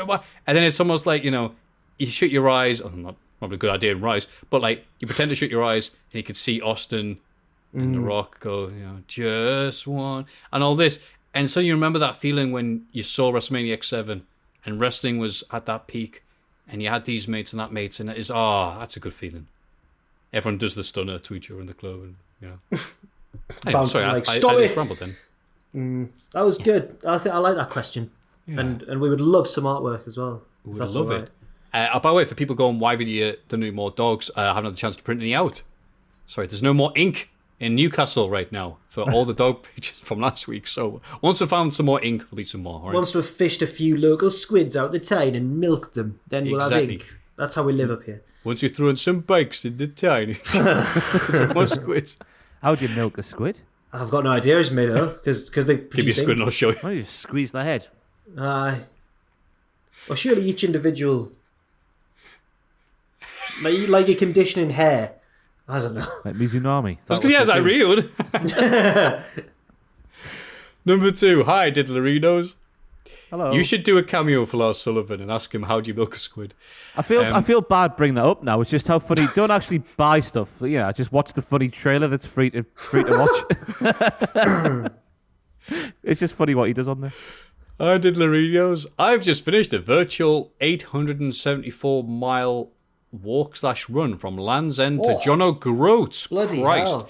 Taking just over 5 months and raising over $1,000 for charity along the way. It was a slog at times, and one of the things that kept me going was listening to your podcast. Oh, Blimey. thank you very much. The miles went by in a flash, and I got more than one funny look when I was laughing out loud at you guys. Also, it was virtual walk, but it wasn't just on a treadmill. I'm guessing they walked around the local area. Oh, okay. I was getting confused. That's because I was wondering how can the passers-by have. Yeah. But yeah, that makes sense. People walking past the house. Seeing the house shaking visibly from the laughter. A special thanks to Ross for being so open about his mental health as I'd been going through something similar. My question is, if you were to run a marathon, which wrestler would you pick to be your sideline supporter/tier leader? Tag teams can be included as one pick. Keep up the good work, and thank you for being a humorous beacon of light in these rubbish times. Kim from Cumbria. Bloody hell, Kim, I love you. A humorous beacon of light. Before I answer that question, yeah, I like to say again, one more time, for Ross's wonderful contributions, because we keep on getting messages months and months later. I didn't want to put that question in because of that. I just thought it was an impressive achievement that should have been brought up on the podcast. Oh, absolutely. Yeah, no, that. But again, I like to point out, thank you for Ross for being awesome. And about that. And other people now, as you said, the effects rippling through like a beacon of light. Months later, people now messaging to say thank you. So, yeah, good lad. Guys. Thank you. And more importantly, though, well done for raising all that money from Land's End to John O'Groats. Bloody hell. But if you were running a marathon, which wrestler would you have to be your sideline supporter, cheerleader? Shane McMahon. No. Get away from him quickly as possible.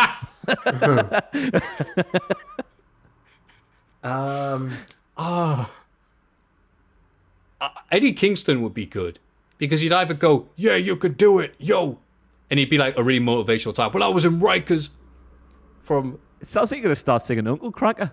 Oh, yeah. Yeah, we did it with it. Yeah, Eddie Kingston singing, I got everything I ever wanted. Yeah, that'd make me run. He'd either do that or be optimistic, tell an amazing story about his childhood, or he'd just threaten us.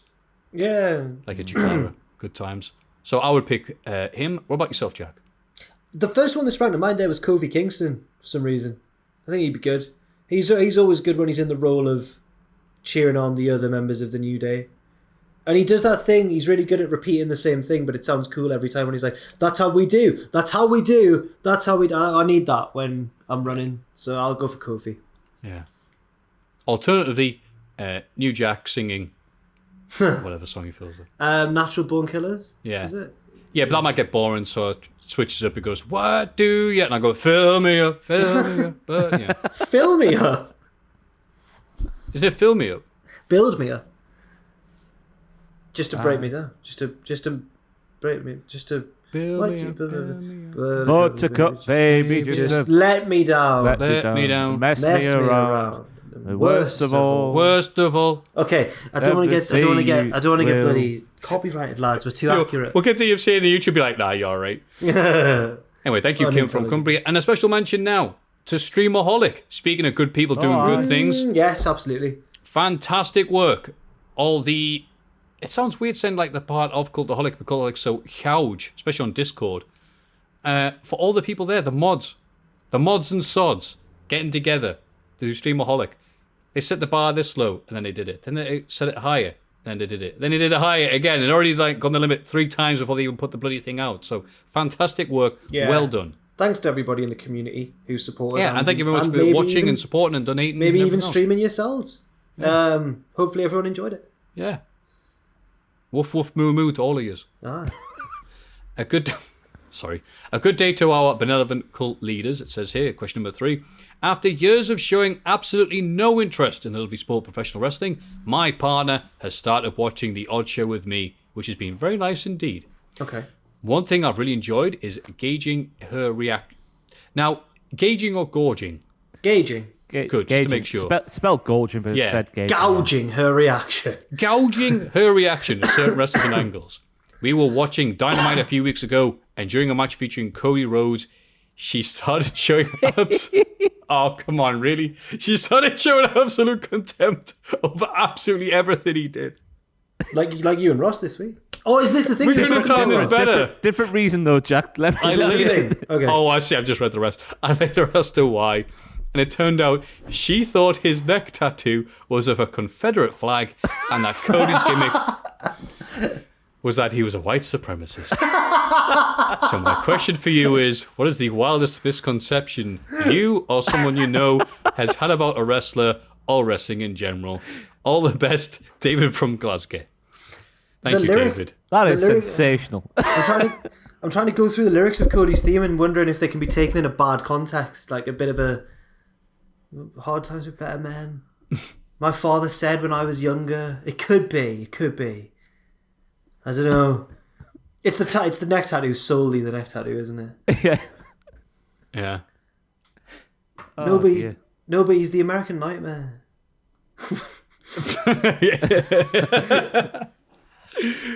What state's he from? Georgia. Although they went blue in the last election, fair play. Anyway, what am I I was saying? thinking that tattoo fixed then. No, his tattoo's the Stars and Stripes. They fought the Confederate. It doesn't work at all, does it? Sorry. It doesn't work, but I do admit it does. It could seem to look a bit, maybe a bit. I'm trying to think of craziest misconceptions, but it's usually just been, this is crap. I'm like, no, how dare... Oh, right. And you just start vomiting black stuff. Yeah, you're right. Sorry. Yeah, I haven't really got an answer. I just thought it was a fantastic... No, you know what? The question's way better than the answer. Crazy misconceptions. Well, I mentioned it recently. It might have been the week when Ross was off and Andrew was in. I mentioned that I had a mate when I was a kid who thought that Rikishi was Farouk, and he'd never heard of Rikishi and didn't think that. You said that, what? Yeah, that was a... Were you there, Ross, when I mentioned That's this? a big mistake. That's the first I've heard of that. Yeah, Big we mistake, were watching SmackDown, and he was like, I remember he was like, "There's Farouk," and I was like, "No, it's not." And he was like, "Yeah, it is him and Bradshaw," and I was like, "That's not Farouk." And then, because Farouk looks so different to Rikishi, and I was just like, "What?" But he refused to. He was older, so I had to go with his word, and it was his house. Like, it was his parents' house, and I was the guest, so I just accepted it, really. But I knew deep down that Rikishi isn't Farouk. That's a big one. I'll try and think of one of my own, if anyone's got one. No. All I could say is, again, the ones I've used way before in the past, and I'll say again, I thought Psychosis's hair in WCW was real. Yeah. I'm sure there's got to be something. I thought that Chris Kanyon was DDP because the first time I watched WCW was when he was doing the Positively Kanyon gimmick. Oh. So I thought that's who DDP was until I saw the real DDP, and then I was like, who was this stalker bloke? Like, I just had no idea what was going on. He's hitting random people backstage with the diamond cutter. What was that, Ross? Robert Roode being Rick Rude's son is something I just thought was a thing until one day the old name redacted office when I got proven wrong. You say that it was me who said this, but I don't have any memory of this at all. Yeah, it was when I used to sit across the way from you, but one desk along. I hope I didn't do it in a condescending way. It made me feel terrible for once. And then he quit the job. It's a burn on his... He thinks that Robert Roode's bloody Rick Rude's. In fairness, though, Rikishi did come out in TNA and call him, "Oh, Rick Rude, you're a great wrestler." Did he? Yeah. Oh, fair enough. Full Rikishi circle. did. Yeah, that amazing Farouk. TNA run. Yeah. Of the APA. Yeah, that's right. Yes, him. Then he went, damn! Yeah, he said his famous expression. I damned it for the Raw. Oh, nice. Let's move on. Number 4. Hello, lads. Thank you for your continued work on this great podcast. I thought to continue this new tradition that has been cultivated and give you some Swedish phrases and expressions for you to guest translate. Okay. Here we go. I tried to not have too many apologies if I failed in that. Let's cut to the chase. Swedish That's not the ones. expression. Pretend that it's raining. To be pessimistic about something. Yeah. To act innocently or inconspicuously. Ooh, pitter patter. Sliding in on a prawn sandwich. Is Go to a that, fancy restaurant? I'm going to say, is that overreacting to a small problem? No, to accomplish something without working hard for it. Often off the back of other people's work. Oh, sliding in to eat one that someone else has made. Look at this guy coming in here, sliding in on a prawn sandwich. This one. I imagine someone like 2 foot in a prawn sandwich. Oh, to a Roy Keane. Yeah. Giving back for old cheese. You put a lot in, but you don't get a lot out. Yeah, I'll go with that as well. Let's go on. Getting revenge on someone. Oh. To have ice in the belly. To be... You've eaten a packet of tunes. To have ice in your belly is to be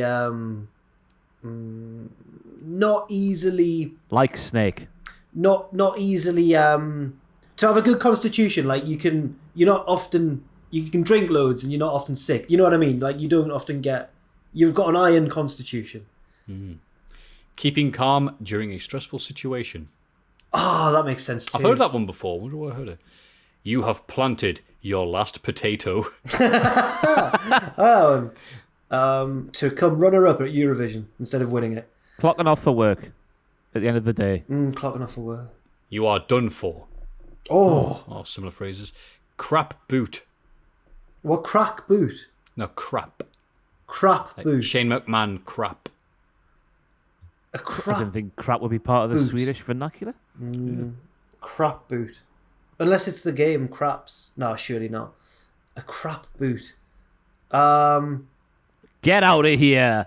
I don't know. No idea. I'll say a bloody a disco. Who knows? A person who is a complete jerk. Right. You're okay. a crap boot ye. Yeah. You've pooped in the blue cupboard. In the blue cupboard. You've done something terrible to someone who didn't deserve it. You put the wrong stuff in the recycling bin. Nearly, you have crossed the line or done something you shouldn't have. Okay. Yeah, I'd count that. We were both. Well done. we were both there. Taste is like your bum. What? You've Mom, got yeah, hot pot tastes like arse. I'll go for taste in the sense of like opinions. So I'll say that you like rubbish things. I think that translates that. Yeah, everyone has different tastes and opinions. As in, taste is like your bum, divided. That's similar to opinions are like arseholes. Everyone's got one. And they all stink apart from yours, yes. Having a fox behind the ear. Cunning. Yeah. Clever there. It's got That's exactly right, yeah. I think I've heard that before. To paint the devil on the wall. Take a risk. An explosive poo. Oh, you know what? Assuming the worst of a situation or to make a situation out to be negative when it might not actually be. Oh, and lastly, poo pom free. Oh, actually, can I even say that? Pom, Pommes. Frit. Oh, the food. Pomfrit. Pomfrey. That's right. There we go. Mange too, Rodney. Yeah, a different thing. God. So poo pomfret is a... Yes. Is that also a really horrible person, like a crap boot? No. An exclamation you would say if you are very surprised. When we say this, we actually say the English word for poo that I can't say here, rather than the Swedish translation. Huh. Thank you, and I hope you're all well. Sincerely, Henrik from Sweden. Thank you, Henrik. You were great for Celtic. Do you think that...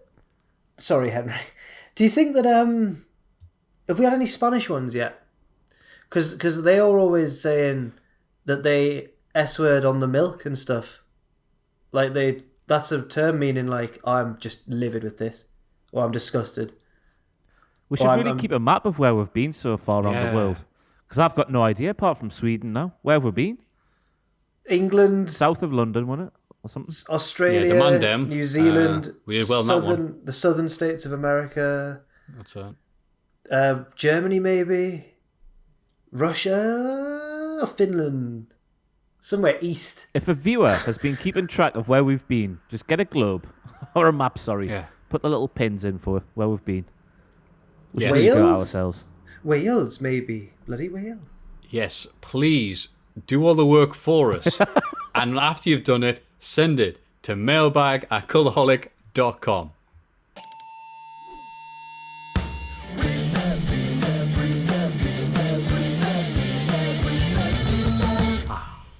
Good old Reese's Pieces. Hi guys, as a disgusting and filthy mark, I very much enjoyed the ending to AEW's barbed wire death match. I'm very much of the belief that if you're going to fail in wrestling, then make sure you do so in the most spectacular and entertaining way possible. True. In brackets, hey Maffew from Botchamania, how you? Oh, that's the same Punk. Hey Maffew from Botchamania, how you doing? That's true, though. It's good. Yeah. Go big or go big show. In honor of this, I have concocted a list of so bad they're good moments and matches in wrestling for Reese's Pieces.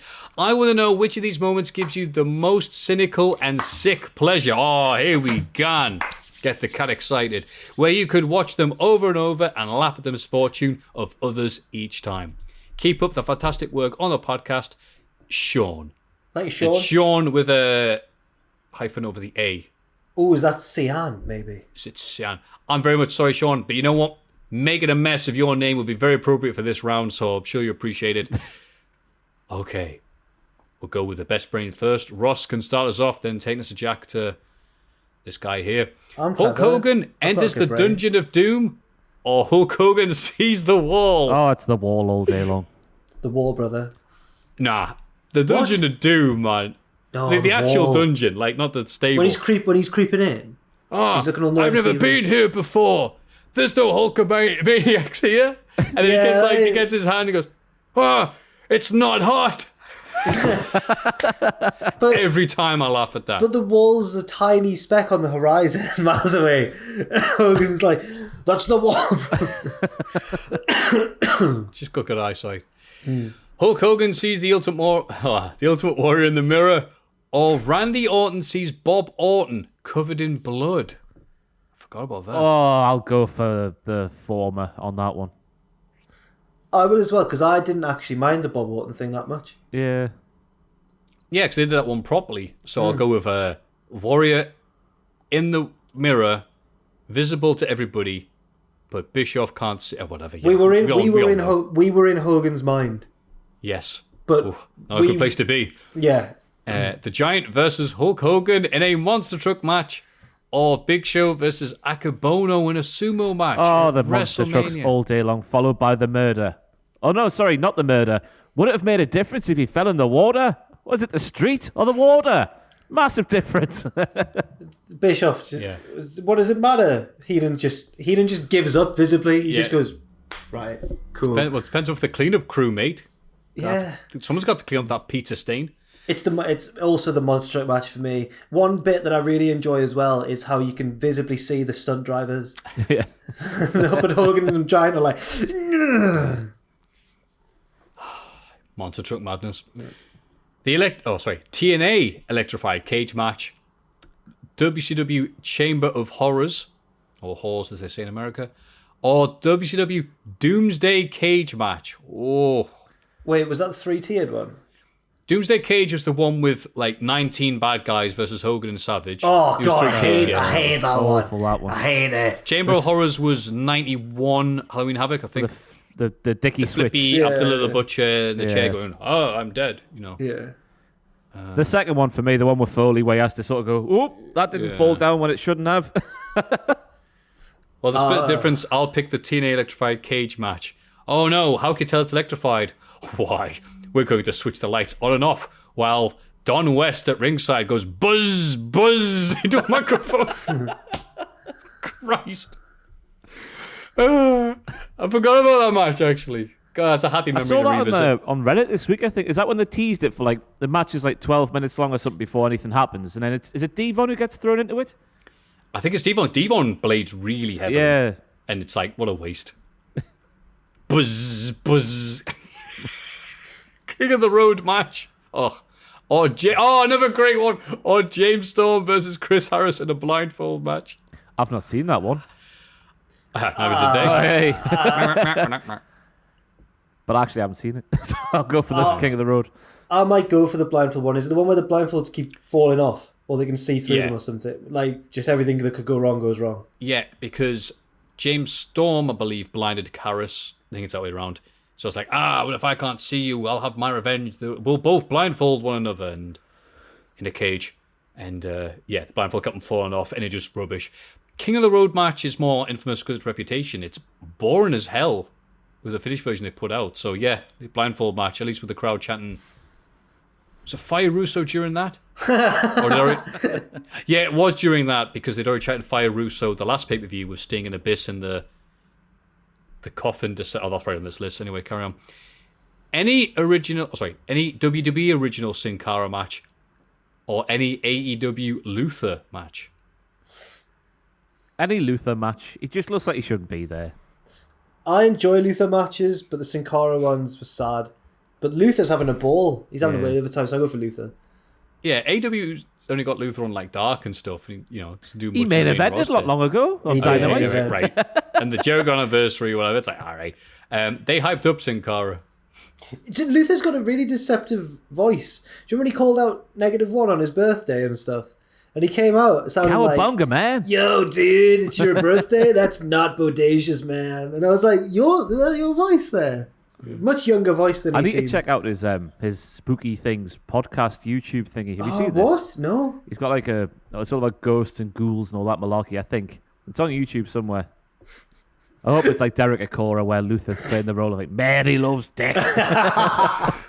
Oh, God. Goes around his own house at night. Oh, no. Something scary. Someone's watching my match on YouTube. Sorry. Shawn Michaels versus... Everyone says hey, Luther's a nice guy. I'm sorry. Shawn Michaels versus Hogan at SummerSlam. Overzealous, I think was the name for that. Right. Triple H versus Scott Steiner at the Royal Rumble. SummerSlam all day. SummerSlam for me as well. They're both great, but yeah. Michaels selling during that is just staggering. Steiner Maths promo. Or any Steiner promo on Samoa Joe. Well, as a fat man, I'll go for the former. The maths one's timeless, I think. I've got friends who don't know a thing about wrestling who've seen the Steiner Maths promo. Right. Yeah, that's ascended. That's above wrestling now. But shout out to the other forgotten Steiner line. There's lots of them, but Steiner line. But when he's the ring announcer as well. Oh, I mean, that's never good. But with Samoa Joe, it's like the second time they were feuding. Someone's like, ask him, so aren't you scared of Samoa Joe? And he's like, why would I be... He's like, he's doing exercise with the weights and stuff. He's like, why would I be scared of Samoa Joe? The only way I'd be scared of him is because if I was dressed as a Twinkie. We all know that fat bastard can't resist those. Oh my God. In the Steiner Maths promo, one of my favourite underrated bits is Senior Joe when he just accidentally says Senior Joe. Or when people type it down or don't do it, they go, they'd actually do it like, or when in the Twitch chat especially they do it, and it's good, but they do percents. They don't do percent chance. Yeah, percent chance. There's 62 and a third percent chance. I love how when I showed my mate it, he stopped the video like 3 seconds in and went, just to clarify, does he shout all the time? I went, he shouts all the time, yeah. That makes it much better. Judy Bagwell on a pole match, or Kaz versus Christian Cage in a ladder match to retrieve a clipboard in TNA. Well, there was a contract on the... It wasn't a clipboard. What's wrong with that match?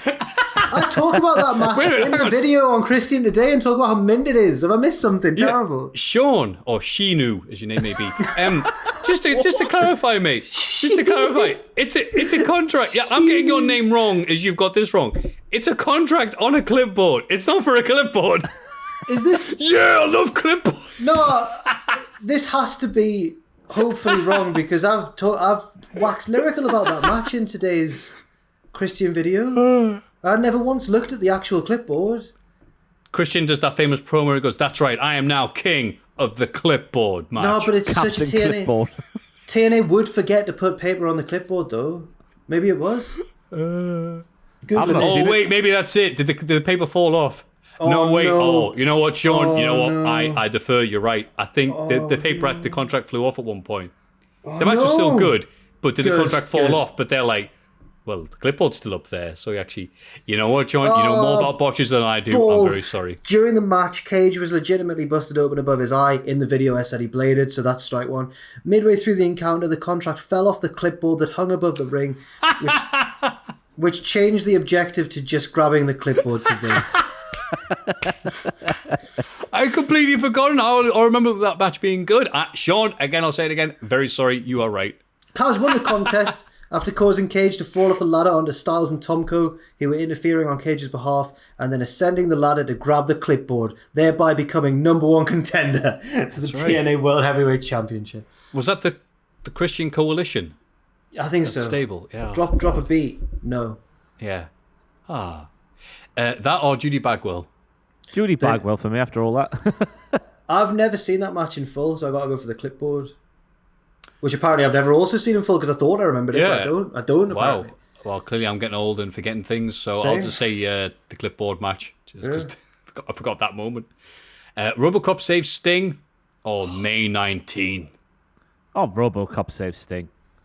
That was legitimate turmoil for poor old Kane until Luke Gallows came out. RoboCop and Sting as well is so bad. It's good. I love the Four Horsemen having to run away from a guy dressed as RoboCop.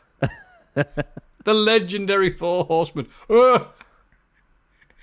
Undertaker's Where To, Stephanie? Or Undertaker ascends to heaven via the Titantron at Rumble 94. The second one. Yeah, the second one. Yeah, we got the higher power storyline out of the other one. So the Shockmaster makes his debut, or the Yeti makes his debut, and then that's it, really. I'll go Shockmaster just for the behind the scenes commentary that goes on. He's falling right on his ass. Yeah. I'll go for the Yeti. It's my favourite botch ever, or my favourite bad moment ever. Yeah. It's partly that Shivani can't pronounce Yeti correctly. Yeti. It's the Yeti! And partly because it's not. It's a mummy. It's a mummy, which is so stupid. I hope someone overdubs like the Yeti make his debut with Excalibur's "Oh my God" as the sprinklers go off. Oh, it's not even like his first appearance because he burst out of some ice, hadn't he, before that, just for a second. But it was his first proper appearance. He went, "It's me, Chili McFreeze." The Shockmaster is one of the funniest things I've ever seen in my life, and every time I can watch it and laugh a bit harder. Sorry, Yeti, but the Shockmaster wins. Ooh. That was a lovely, lovely Reese's Pieces. If you have any more of those lovely Reese's Pieces, none of the crap ones, just the good ones, please send them to mailbag@cultaholic.com. It's Cultaholics. Big question.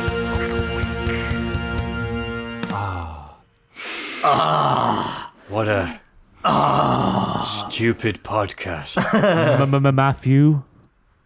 Oh, you think this is a game? But we have one last big question for you. What do you mean last? Grr. And that is, are there too many championships, or titles if you're that way inclined, in WWE? Straps. Belts. I mean, the obvious... Yes. Are we all gonna say yeah? I was gonna say for the purposes of... Well, first let's talk about why there are too many, but then maybe let's think of some counter arguments, guys. Let's play devil's advocate, you know. Yeah, people. But like I think there are too many belts. Yeah. I was gonna say, why do people say play devil's advocate? I saw that film, and he wasn't a nice guy. Anyway. Is this presumably we've chosen this question because of the recent introduction of the NXT Women's Tag Team titles? Yeah. Yes. So we've got them. We've got the main roster women's tag belts. We've got the IC belt, US, WWE, Universal, 24/7, NXT, NXT Women's, Cruiserweight, other Cruiserweight, UK. That might be it, but that's a lot. UK Women's. Let's just disregard Raw UK Tag for Team, this one. Raw Tag Team, SmackDown Tag Team, Progress World Championship, ICW. There's a lot. I reckon now there's competition in the world, right? Or just other outlets in America that like people are taking seriously. Get rid of the brand extension. Whoa. Cut your roster in half. That's why all these titles are around, aren't they? Because this is bred from a time where there was no proper an AEW around who people take properly seriously. You know what I mean? On a massive level, who can throw around millions of pounds to give to. I know TNA did back in the day, but it went balls up from there, didn't it? Hogan and all that stuff. But cut the roster in half. Just have one show. Have Raw and SmackDown back in the day, but have them both bleed over onto each other. Get rid of your brand-specific titles. There's half your belts gone immediately. Have one women's tag team division across NXT and the main roster, which you had already, but you couldn't do properly. I've got no idea what the answer is, everybody. I thought I was onto a winner there. No, you are. I was enjoying it. Just but split everything in half. But I do like the brand split, regardless of whether it makes the product better or not, because I like things in little compartments. It makes me feel safe. It's all the same, though, isn't it? It is also. And then the brand split happens, and I mean, then the draft happens, and everyone gets jumbled up. Yeah. I'm with Jack. Oh, sorry, go on. I was just saying, I hate those first few weeks after a draft where you're like, which roster's Miz on? For an article or whatever. Yeah. I'm on your side, Jack. I like the idea of the draft extension, but the brand extension where everything's decompartmentalized. You know which brand to see. Makes you actually want to watch a particular show because sometimes Raw's been good, sometimes SmackDown's been crap, and vice versa. And the thing is, that works when you have a full roster.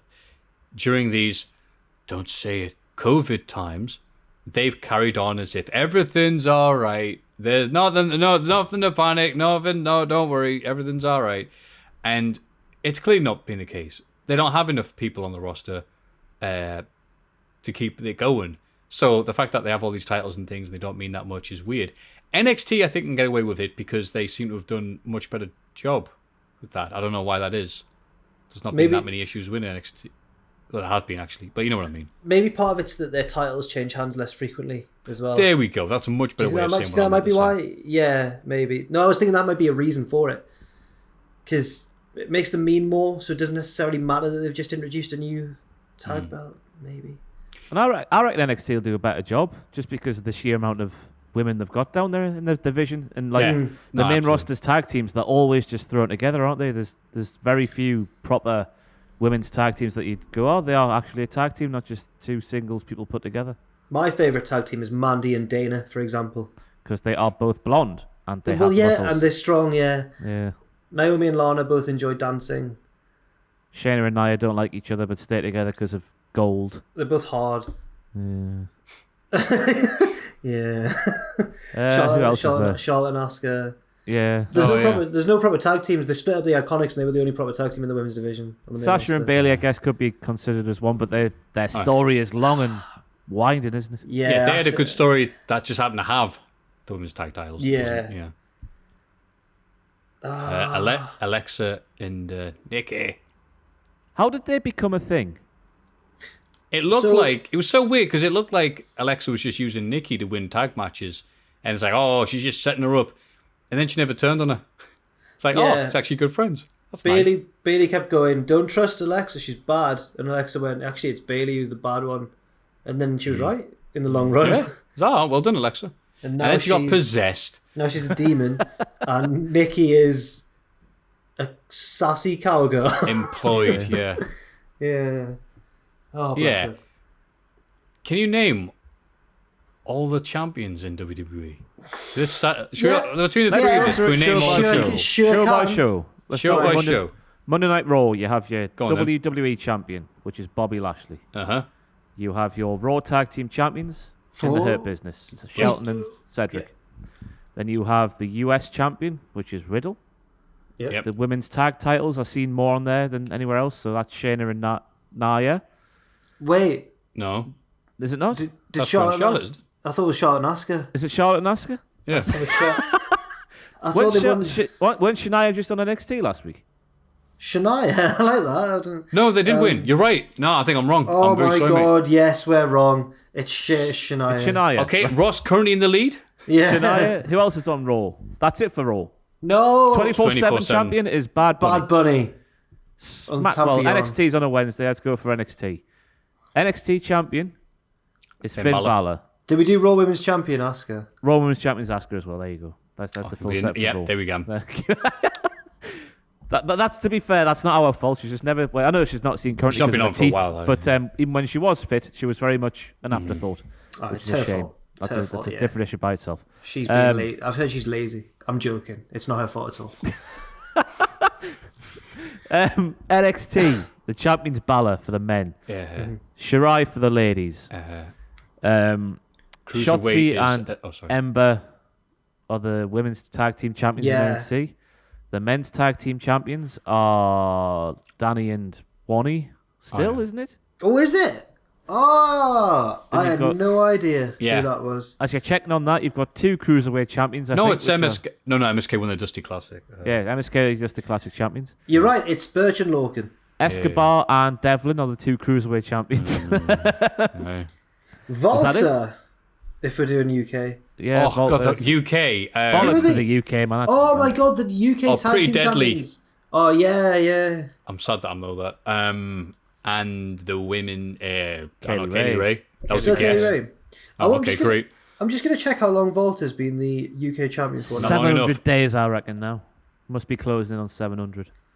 WWE UK Why are you doing champion. that? SmackDown. SmackDown. Universal's Roman Reigns. Intercontinental champion is Big E, who makes his return this week. because he's been injured, Tag team are the Dirty Dogs. Oh, God. Because they're ducking and diving the Street Profits, which, by the way, I've been making them WTF moments on that thing that 3 people watch. That the Street Profits are complaining about the fact they haven't got a rematch, because obviously they made automatic rematch clauses, a thing of the past, didn't they? But after Raw this week, I reckon they've made them a thing again, but not told anybody. So I need to apologise, presumably, maybe, to the Street Profits. Mitch has just proved his journalistic credentials by listing all of the titles in the chat, and if you don't include like Devlin's cruiserweight belt, I think we're done, aren't we? But you do include the North American, by the way. Oh Christ! Johnny Gargano. Is he still? Is it still him? I've got absolutely no idea. Yeah, it is just from Gargano. that therapy session he had it on, didn't he? Okay. Yeah, because he beat Kushida, didn't he? Yeah. But Anyway, people there's- sat at home going, I can do this easily, right? But when there's a camera on, it's like Who Wants to Be a Millionaire? It's a different kettle of fish. Yeah, and when Plus, and when we skip the bits we don't like. and when you're paying attention to other things, like personally, I'm really into Gato Move, and when I'm paying attention to all the Gato Move champions, it's hard to keep all of them in your brain. That's right. Apparently, there's 19 championships across the brands if you include NXT UK. That's right. And Ricky Shane Page is still the Game Changer Wrestling Champion. So I found the entire lineage of it's now the NXT United Kingdom Championship. Oh, that's Tyler- great, Jack. I'm happy for you. Tyler Bate was the first champion. He had it for 125 days.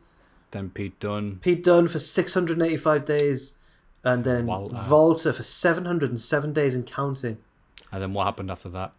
Nothing, because he's still champion, because he's Volta, and he's the best. He's defended it twice, mate, so wind your neck in. That's all he needs to, man. Yeah, Christ, wait a minute. Has it really only been twice? No, he's always had good... His title defenses are usually very good, aren't they? Yeah. Ilya. But it may have been twice Pete- only, no, and I would have Pete- believed you. Let's find out before the end of this. Oh, thing. God, you know what? No. Answer the question. The fact that there's 19 would suggest that the answer to the question is yes. Yes, but we thought it'd stretch out a bit longer to be slightly more entertaining than just saying yes and then the call. Although someone argued that was probably going to be a better This experience. cannot be true. Ooh. Oh, it's not true. It's fine. Are you on Cage Match? Aye. I found the Cage Match is the reliable one, not the other one. What's it? Pro Fight DB or something? Provide DB doesn't have as many Yeah. results of shows, so No, he's defended quite a few times. Most recently against A-Kid, Ilya Dragunov, Dave Mastiff. He defended it against. Have you got the thing changed to TV shows and pay-per-views? Yeah, I'm avoiding the house shows. Don't worry. You've avoided Volta it against- doesn't work. House shows. He does. He's defended against Pete Dunne on loads of house shows apparently. What? Sorry. Joe Coffey, Jordan Devlin. I do not remember that one. You know what? I'd love to hear you list all the NXT UK roster, Jack. Joseph Connors, front and centre. Yeah. But I think after the three of us were struggling there, with help from Mr. Laptop and Captain Google to save the day, to name all the championship holders. Nearly got it, though. Ross was doing very well. But we all forgot about the North American title, didn't we? Hey, Johnny Gargano, just saying. So, if you think there are 2 little belts. Yeah, maybe there needs to be even more belts. Please let us know in the comments. But for now, we have been Cultaholic Wrestling Podcast. Ross, what do you have on tap until next time we meet? I'll be streaming FIFA-licious on Sunday evening, BST time. Continuing the career mode of Newcastle United. And putting, by the way, famous FIFA streamer, YouTuber to shame. Putting Mark Goldbridge to shame. He started a Newcastle one. And he signs Phil Jones. He signs Basuma from Brighton, Maffew. Crap compared to the likes of Mr. Fafana and Camavinga that I've got, and Mr. Boadu, who have signed for Newcastle. It's a shame we're far smaller than Mark Goldbridge. But that's all I've got in the pipeline. I've got no straight to hells or anything. So, yeah. That's fine. And yourself, Jack? Listen out for me on BBC Radio Sunderland for the Tom Campbell's build. I don't think it's going to be a very long segment, but, you might catch me for the build to the Papa John's Trophy final between Sunderland and Tranmere. Come on, Sunderland. Rub on me. Ahoy, lads. And also... Stay tuned for the cheese pizza. Cheesy chips. Cheesy chips. Malcolm's Way. love cheesy chips and blue pop, apparently. And on Wednesdays, myself and Owen stream Football Manager. We've started our second season, and guys, 5 wins from 5 games. It's our year. We are flying. We've got Greedy Gavin. He's one of the new signings. Greedy Gav. He's a greedy boy. A funny story, just briefly. We were doing a contract negotiations to sign. Look at Maffew die inside.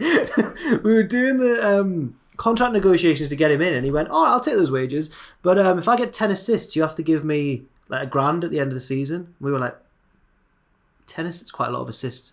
So we went, "Yeah, all right then." And then he added on, "Oh, and if I get 15 assists, you've got to give me another $1,500." And we were like, "Okay." So far, 5 games in, he's got no assists, but I'm scared. 10 assists is a lot. He's not going to get 10 assists In a 46-game season? He's not going to. He scored a goal. I think he was trying to lay it off, but he scored. And he's not he's a midfielder, and he plays in the midfield 3, but he's not an attacking midfielder. He's just a midfielder. And he reckons he's going to get... Greedy Gav. What's he like? Anyway, for more fun like that, the characters are really starting to get some depth now after a season in the league. Just check out our Twitch streams every Wednesday from 6 p.m. UK time. Maffew, what have you got? If that doesn't get you excited, nothing will. I will be streaming probably the last, because I'm near the end. Touch wood. Probably just screwed myself there. Part of the original Resident Evil 1 playthrough. Resi. That's right, Resi. Bit of director's cut, so we've got the amazing soundtrack composed by the guy who pretended to be deaf. This is just on the Wikipedia page. The person who went round to assess whether he was genuinely deaf didn't think much of him, especially as during their meeting the doorbell rang and the supposed deaf man got up to answer the door.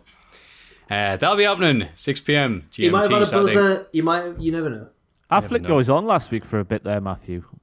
Last week, and Mr. Purple Aki was the topic of discussion. No! How have you got there? And you were look, the chat we have is pretty amazing. You were saying you popped out the house just in case you could see him. Oh, okay. So to end my quick story when he went on was his day trip to Newcastle. My story was, I mean, I love that you look at all the good bits, but it's like, yay! But it came with the Newcastle Chronicle, like the song. I was like, sex pest seen in city centre, and we saw that one. There'll be Purple Aki. We clicked it. It is Purple Aki. He's in Newcastle. So yeah, I went to the city to see if I could. Well, he is 7 foot. He is massive. So Yeah. God. Yeah. You know what? I don't think I've helped myself. Yeah, the stories we told that bloody show. Honestly. Anyway, for more stories. That day, the excitement in the office was rife. We were off our lips when Aki came to Newcastle.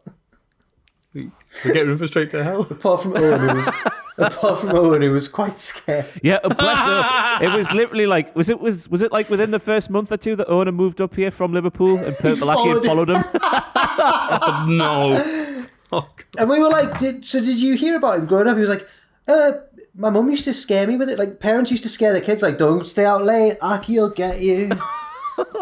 He's like a bogeyman. Oh, God. Well, right, moving on. Thank you for the people still listening to this. God help you. It's been tremendous listening to you. Of course, patreon.com/Cultaholic to vote for those 3 amazing picks. And mailbag.com. Mailbag@cultaholic.com. Look, leave me alone. Mailbag@cultaholic.com to send No, us. I'm laughing at just the last 5 minutes. Yeah. Look, it's been a journey. It's been an adventure. We can't wait to have another one with you next week. We're ending the podcast now, possibly forever, by putting our hands up to the camera. And I count to 3, saying our slogan, which is 1, 2, 3. Join us. Join us. Wagga, wagga, wagga, wagga.